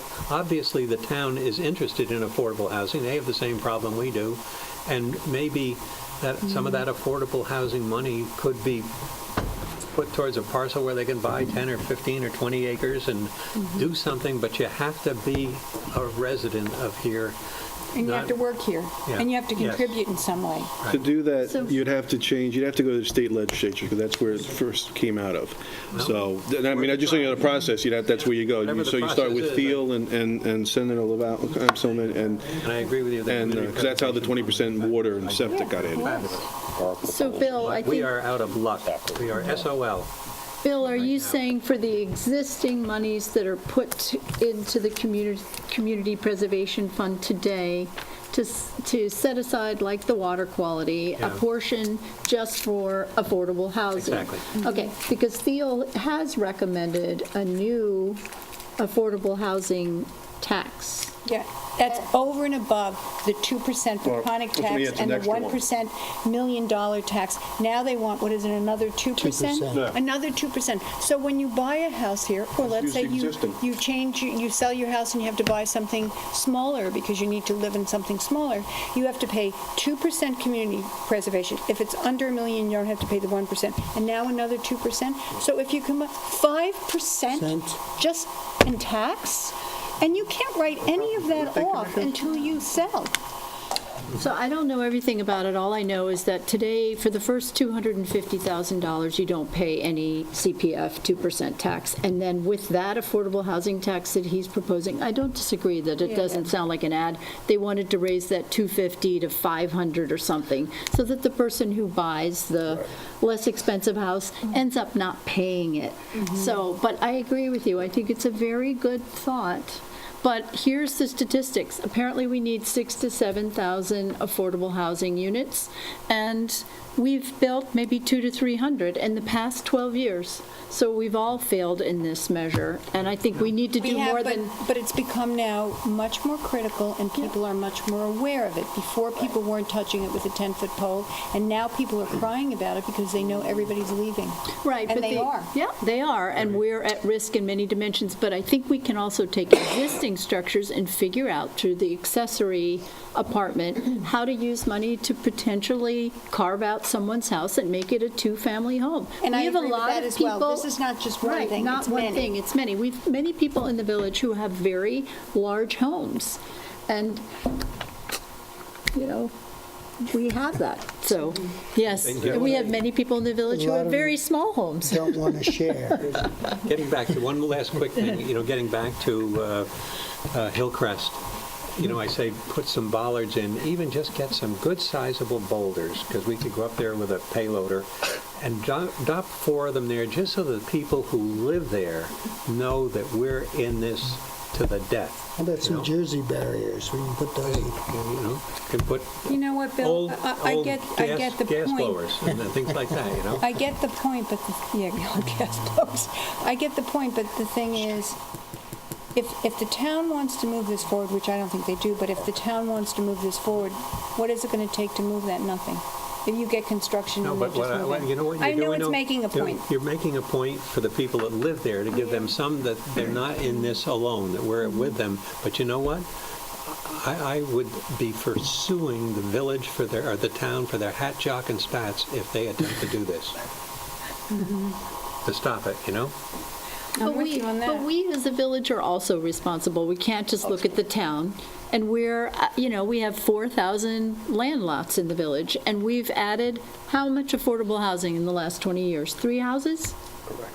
So, come on, we're not doing that great either. So we need to be, we're on the hook as With well. affordable housing, you have to find cheaper land. That's what you have to. You got to come up. You got to come to the front. Now you stand up, you might as well make the journey over to the podium. Let's go. Come on, you know the rules. Because he can't hear you. Since I live, we have an expert here. You got to who's introduce counsel. yourself. Council was involved in the place next to me on the end of Tuckahoe Lane, which is just outside the village and between, the Wines Ranch and coming up Tuckahoe Lane. And the allocation process, I understand it, is not routinely within our control. When Mr. Highsmith was in charge of that operation for the town, for the housing, there was some control. It was really discretionary as to who was doing it. I don't know. Council will know what happened to business before he got into this line of the business. One of his clients finally built that place at the end of Tuckahoe Lane next to the golf course. It still, I don't think, has been allocated. I'm not sure there's been a sale there yet. Okay, Oh, are the real you talking process. about the condos down there? You mean A third of those. Point, yeah, that's what he's talking about. The town said that a third of the 15 had to be low cost to fit the standards. That's correct. Lower, and the main appeal to it economically is you get subsidized financing for doing it. You get tax breaks. It's a subsidized operation. It's all over. Big fight is over in Spionk and stuff. It's going on all around us. But how you allocate, to Nancy's point, who goes in there is, I believe, an issue that's elusive. The developer does it, or it doesn't necessarily go through the town board, so you don't necessarily get citizens who are community citizens to the point that they can come from anywhere. Anywhere in New York State. No, that's not accurate. That's not accurate, that should be- Nancy. Not for Southampton Point. Not No, for not that one. I'm talking about the one behind Havril's Church. No, So, because no one has ever come to us You and have to presented, we have no idea what's deal going with the on. allocation process. I went to see it at the CAC, But and we even asked if that wherever you specific do it, question. deal with the allocation process. Put it in over the stores. Just wherever you do it, how does it get allocated? Because that's elusive. Well, we asked that question. Thank you. We asked the question. We asked the question at the meeting for the property behind Reverend Havril's church, and he was very upfront and said we cannot control this, and we cannot just allow it to just go to people. It's a lottery, and we have to open it up. Now, we will advertise it here more than anywhere. But when I found out that there are already letters in the files over at Town Hall of people from all over the state, up Island, upstate New York, who have already expressed interest in coming into that. They have 16 veterans. Of the 60 houses, they have 16 that they already know they're going to put in there. And one man said, "May I ask you, are these homeless veterans?" Now, my heart goes out to all veterans, but he said some are, and some are living in one-room apartments or one-room rooms. So there's 16 of those already, and then you have additional letters in the file. So to me, it doesn't sound like, it's going to be anything that's going to benefit the local person. I'm sure some local people will get it, but we want a project that really,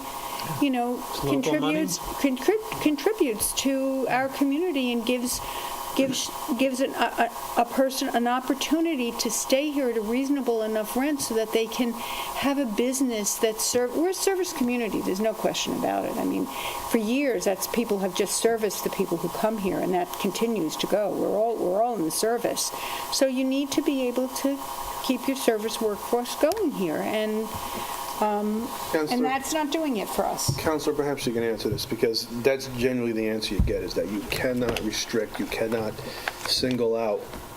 But we did it on Bailey Road. So how did It was a different It's all project. local money that's going into Well, what was this. the difference? You know, that's what I'm saying. So whatever. It's a different group of people, So it's basically the funding and the group of people involved. Because the irony is that stretch of land they're talking about, that have real, is actually a good, because housing has to go somewhere. It's actually a good area for it, because it's dead space, and there are people living there already. So it's just nothing of that magnitude, and nothing that taps into Hillcrest, because that street was never designed to handle any more than the traffic that is. Absolutely, it's not fair to them. You know, housing, it's a good spot, because they tried to put it up in the wetlands up in Tuckahoe. So the town, I give them credit, they're trying to find town-owned or property or people willing to sell, and going to have real something for the church, it's for a good cause, all that. Again, just nothing of that magnitude, and where it doesn't go into our village streets. And I don't know if that's possible, but ironically, it's a dead area. That's a good spot. There's, you know, the traffic in the 39 study. That's why I always felt bad about the Southampton Point thing. There's a bus stop right in front of that. That would have been the perfect place next to the, for it, completely for it. But Bill, I'll tell you, it's not a viable project. the discussion with the town is that they'll do a presentation in the village before they proceed with it.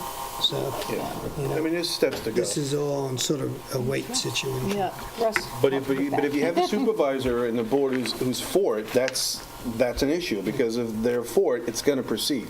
As The Russ said, that's where supervisor is for it. and I know the supervisor's for it. So that's really what you have, as Russ said. You got to address the board. I don't think we know that, do we? I still think four And big he's boulders up there would let the 60 people that live there know they're not in this by themselves. But anyway, thank you. Awareness and education is Just key trying to right take now. up Nancy's spot there, you know. People need to go to meetings and voice their I made up concerns. that story. Moving ahead, the only thing I'd throw out to you, Bill, too, that you didn't mention, is that one of my concerns of these developments that are on our border areas is that we end up providing emergency services, fire department, some cases police department, and the taxpayer of the village continues to fund it and pay for it. And to me, it's not fair that a community such as the town comes in and here's a development without notifying us of that magnitude, because the services we need to provide to that, which they won't, are very costly. But that's for another day. We got some great things going on in the village. At the Southampton Cultural Center, we got Mamma Mia. It's terrific, by the way. There we go. I loved it. Yeah. It's getting great reviews. It is The high school just And did. she said they're sold out. Breathtaking. They're just selling out. It is breathtaking. They There's one do such a great superstar, one of the job. girl superstars is a senior in Hampton Bays High School, and you should see her. I don't know how they ever got her, because the rest of them are all pros, you know, and they are terrific. Yeah, it's great stuff. That's exciting. Yeah, I would stress, I'm going to try to go this weekend. Winner Takes I don't It know if All, will work, and- but What's the other song from ABBA that's all this? There's The Winner Takes It All, and I'll think of it. Bill, down. That's my- Dancing Queens. Queen. Dancing Queen. They just did it. They just did it in the Southampton High School last month. My kids were in it, so yeah. And I never saw it before. Gonna go. But anyway, the musical runs Thursday through Sunday of this weekend, and the following closing is on March 24th, and tickets are selling like crazy. So it's well worth going to. And then the Southampton Arts Center continues with this expedition of Takeover, which is artists in residence. Great thing to go to if you guys haven't been to it. You know, they have a lot of local artists that are working in the exhibits in there. And this exhibit has been extended and will be on display through April 14th, giving you plenty of time to go. The center will also be showing a series of 2019 Oscar-nominated documentaries on the next 4 Fridays at 7 o'clock. Check the center's website. And the Southampton History Museum has opened after winter break. I love it, winter break. Isn't that great? They have added all new photographs to their exhibit on Mars Studio, which is, that's a more great negatives and more photos. great thing to go to. I wandered through there in the first one, and I found 2 photos of my mother when she was about 18. I know, isn't that exciting? That is so fabulous. Yeah. She was going into Hildreth in one shot, and the other shot she was going into what was Cancellieri Pharmacy. Amazing. Yep. Unbelievable. Cancellieri's Pharmacy or Corwith? Corwith. That was 1789? No. Yeah, that was probably pretty close. I'm just teasing him. No. Not even 18 or 19, he's 17. No. Like, good Lord. Great pictures. You aren't far off. No. Anyway, this has been really an unseen collection because the negatives were found in Mars Studio, so great to go to, and it's from most of the stuff they figure and documented from 1892 to 1940. So, let's see. Yeah, you'll be surprised who you see in those photos. And then we have Thorfest 2019, which runs from March 22nd to 24th at the Hamptons Arts Network, which is a consortium of East End arts, non-for-profit organizations. They'll present Thorfest 2019, featuring programs and events at various cultural organizations, including Southampton Arts Center, Southampton Cultural Center, and at the History Museum. So you should check on that. And then we have the Chamber of Commerce will hold a membership networking. I would stress to everybody who is owns a business in the village of Southampton to join the chamber. They have some ideas coming up in the summer months that will make your membership worthwhile.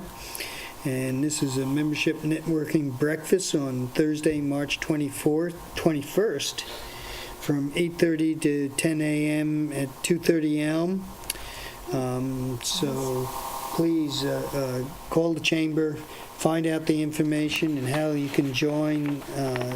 It's a big help to them. It's a big help to the business district, and it's a big help to all businesses. And with that, do we have a second public comment? No, but I just want to add one more thing regarding community preservation. But you had nothing to say. I didn't, but you brought up some subjects that I kind of. So He's making up for last time. Besides community preservation and buying up everything, which we love, we both said that, and creating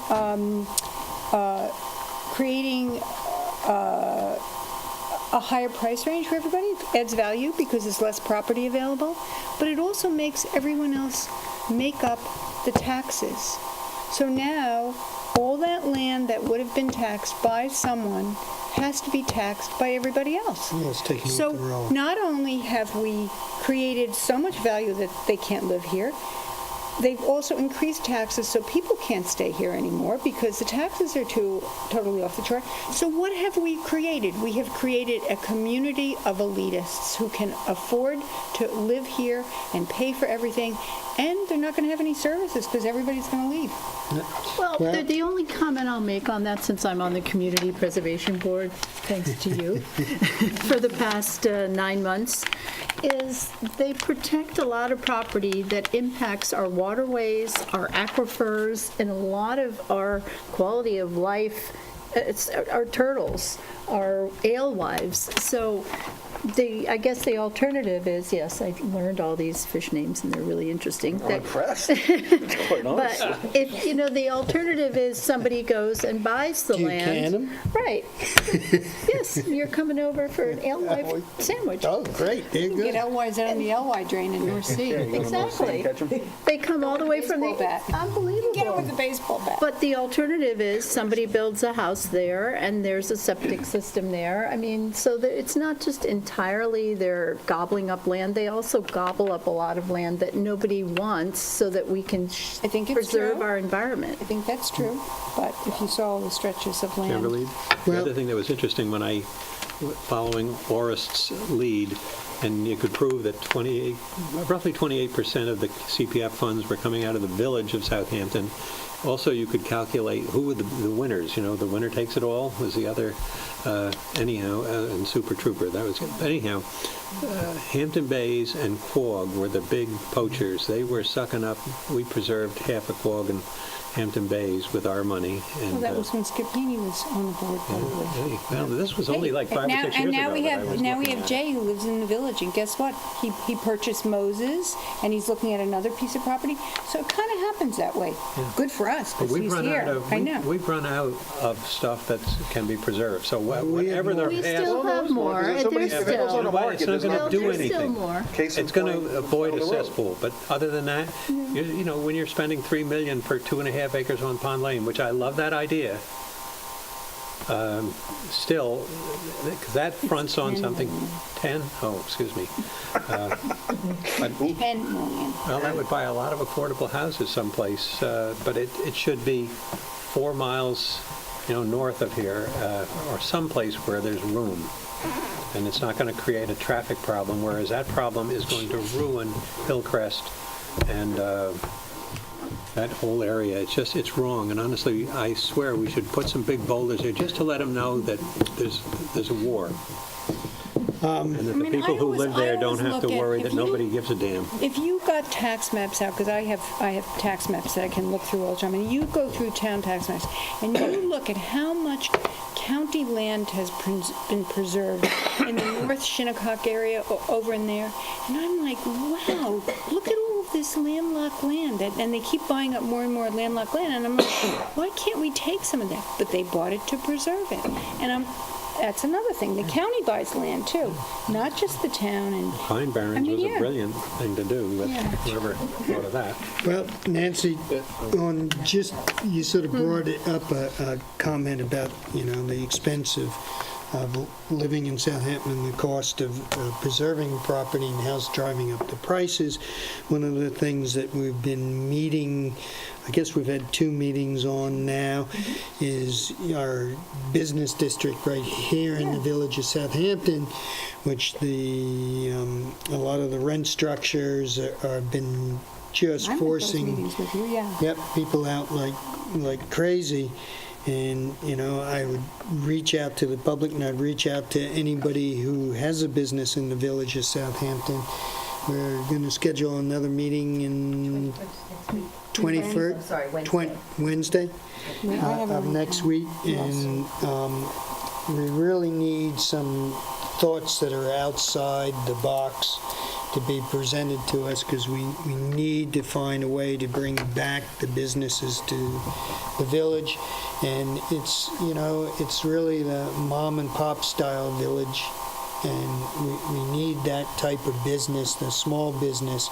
And from having somebody that's relatively close to me involved in a retail business in the village, I would say she's relatively close to you. She's about as close as you can get. It is a very, very difficult thing to do. It is, But you know what? There are articles all over the place on how bad retail is.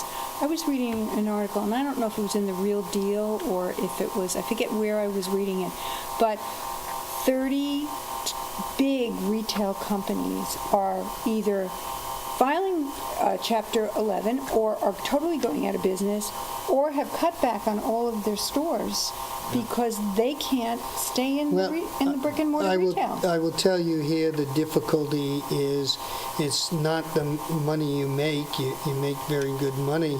It's keeping the money, because every single time you have a good sale or you have a good weekend, there's landlords, taxes, insurance, and everybody standing there with their hand out. Yeah, because they have triple net leases where they pay for any increase. That's right. Well, not only do they pay for the increase, but they pay the taxes, they pay Yeah, well, that's the all of it. insurance, They pay for any increase and then of they anything. pay Well, their some of own them pay their insurance. taxes. Some only pay increase of taxes. But retail stores are shuttered across the entire United States, to your point, Nancy. And if you look at Amazon, I mean, they clinched 50% of every dollar on Black Friday, and they're just going in, the younger generation. It's all about convenience. It is. People want to order. And the thing is, your daughter, Bill, has been wonderful at these meetings because she has talked about how long she's been in the business and how hard she's worked in her business and how she looks into every new way of promoting her business.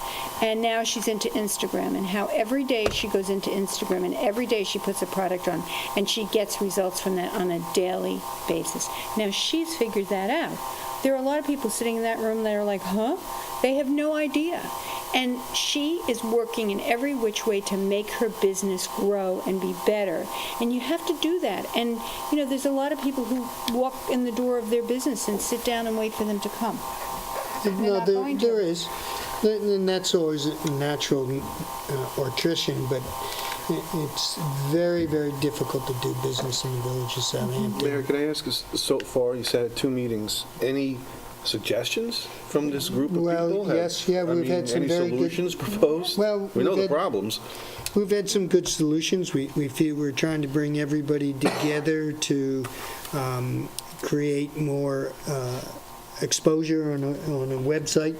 And we're trying to We wanted use to put together a website. the chamber, and we have a guy that has been in the village showing us promotional stuff and how to promote some of these stores and how to bring people together. We've brought real estate individuals in who we've discussed them reaching out and finding people for the stores. So, yeah, we've made some good direction. It's just that it comes down to the fact that you can't sell a low-cost glove or a small item in a small shop and make it with the rent structures that are here today. How many participants of village business owners thus far? We've had about 15 to 16 people. 15 to 16? Okay. Yeah.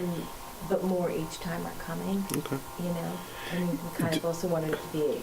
You know, I think one of the things. Has there a breakdown been done of property owners? Because at one point you had, it was mostly locally owned, and has that since rents, now you have people, it's a free enterprise. It's not, so people outside, if you will come in and then. Yeah. Julie put together a map of Job's Lane and Main Street with all the properties with the owners on the properties. What buildings are vacant, who are tenants, Daniel Burns, our tax. I know it's like, it's tax, it's public records, but. I move we send out for breakfast. Well, we also have less residents. I mean, we know from our 2010 census, we had over 5,000 people. And Bill, I think you said the most recent one was putting us at 2,000 or 2,400. So we've lost a third, if not half, of our year-round residents. Right, but it's not a resident issue because. Did you see this week's paper that little girls or children's school that we support, that their occupancies dropped from 30 to 15 children, and the week before the school said that the school population is expected to drop 20% over the next 10 years. So anyway, there's, But one of the things that they did talk about was, they all admitted we have great business in the summer. The summer is not an issue for them. It's the off-season, and that is usually from January 1 to probably Memorial Day. And that's what they were looking for us to see if we could get the Southampton Arts Center to create more activity over there to bring people into the community. Now, whether or not it'll flow from there to retail, I don't know. You know, we've also lost restaurants. Restaurants create activity within a community. We've lost some good restaurants. So we have some issues here, and we're trying to get to the bottom, and we're trying to help in whichever way we can. without a doubt, the constant comment is that we need a septic system in the village to Yes. promote sewer system. Well, maybe the Community Preservation Fund could, they were talking big money for that. Right. That proposal, There is funding. 30-some million, and maybe CPF could really get There is behind it. that available. We were also discussing the arts centers and creating a flow between the cultural center, SAC, and hopefully up to the historic. They want to put a beer garden in the SAC? They did at one point. So we have been looking at a lot of stuff. Good, One right now. good progress. Should I ask Russ if he has any comments to make before we adjourn this meeting? I don't know. Neither you or Nancy had a lot to say, but you had a lot to say, guys. We're the Gab fans here. So with no further public comments, I'll make a motion to adjourn to executive session. We don't have to. We did that. Yes. We already did. So I'll Shut this make a baby down. motion Please, to adjourn. let's stay here and talk some more. Second. All in favor? Aye. All right.